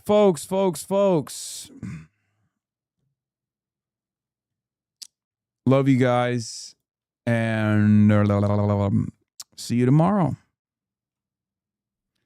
Your tie game has been really exciting. Thank you. Shouts out to the chatter on TikTok who got this for me. Anyway. Peace, everybody. Love you all. Bye-bye. Starting off the day. All the chatter's trickling in. Hostile people hate. Sunny in Los Angeles, California, says Hasan. Stun luck to the stun luck to the topics just begun. 'Cause there he is again. Hasan is streaming. Hasan is streaming. There he is again. Hasan is streaming. Hasan is streaming. Reviewing a Chinese train, telling Kaya place. Sun and Asmin chatter loves, giving Greening's grace. Zoran winning NYC, woke two back with the force. The Rogan of the left, to me a dumb himbo, still of course. The Charlie Kirk assassination, the Fear and Online show. 8 full fucking years of this, and plenty more to go. Doing fun stuff tomorrow, throw PBS up on the screen. A man-made horror reaction brought to you by this life's dream. 'Cause there he is again, Hasan is streaming. Hasan is streaming. There he is again, Hasan is streaming. Hasan is streaming. Kicked out of the DNC, IRL with March the Goat. Combating the propaganda that shoved down people's throats. CBS Israeli news, a coup, a regime falls. A full-blown fascist takeover, and still the duty calls. Total radicalization coming out to sea. The system will always fail, it's up to you and me. On these daily streets, whether short or whether long, have helped millions of people keep it moving right along. 'Cause there he is again, Hasan is streaming. Hasan is streaming. There he is again, Hasan is streaming. Hasan is streaming. But hey, what can you say? That's PBS for you. But he'll play games real soon. Just you wait. Say, hey, what can you say? That's PBS for you. But he'll move on real soon. Just you wait. Ba-da-da, ba-da-da, ba-da-da-da-da-da. Hey, what can you say? Hey, that's PBS for you. But he'll pull your lungs real soon. Just you wait. Sha-da-da, sha-da-da, sha-da-da-da-da-da. Hey, what can you say? Hey, that's PBS for you. But he'll do jet advice real soon. Just you wait. But hey, what can you say? That's PBS for you. Brought on by viewers like you. Just you wait.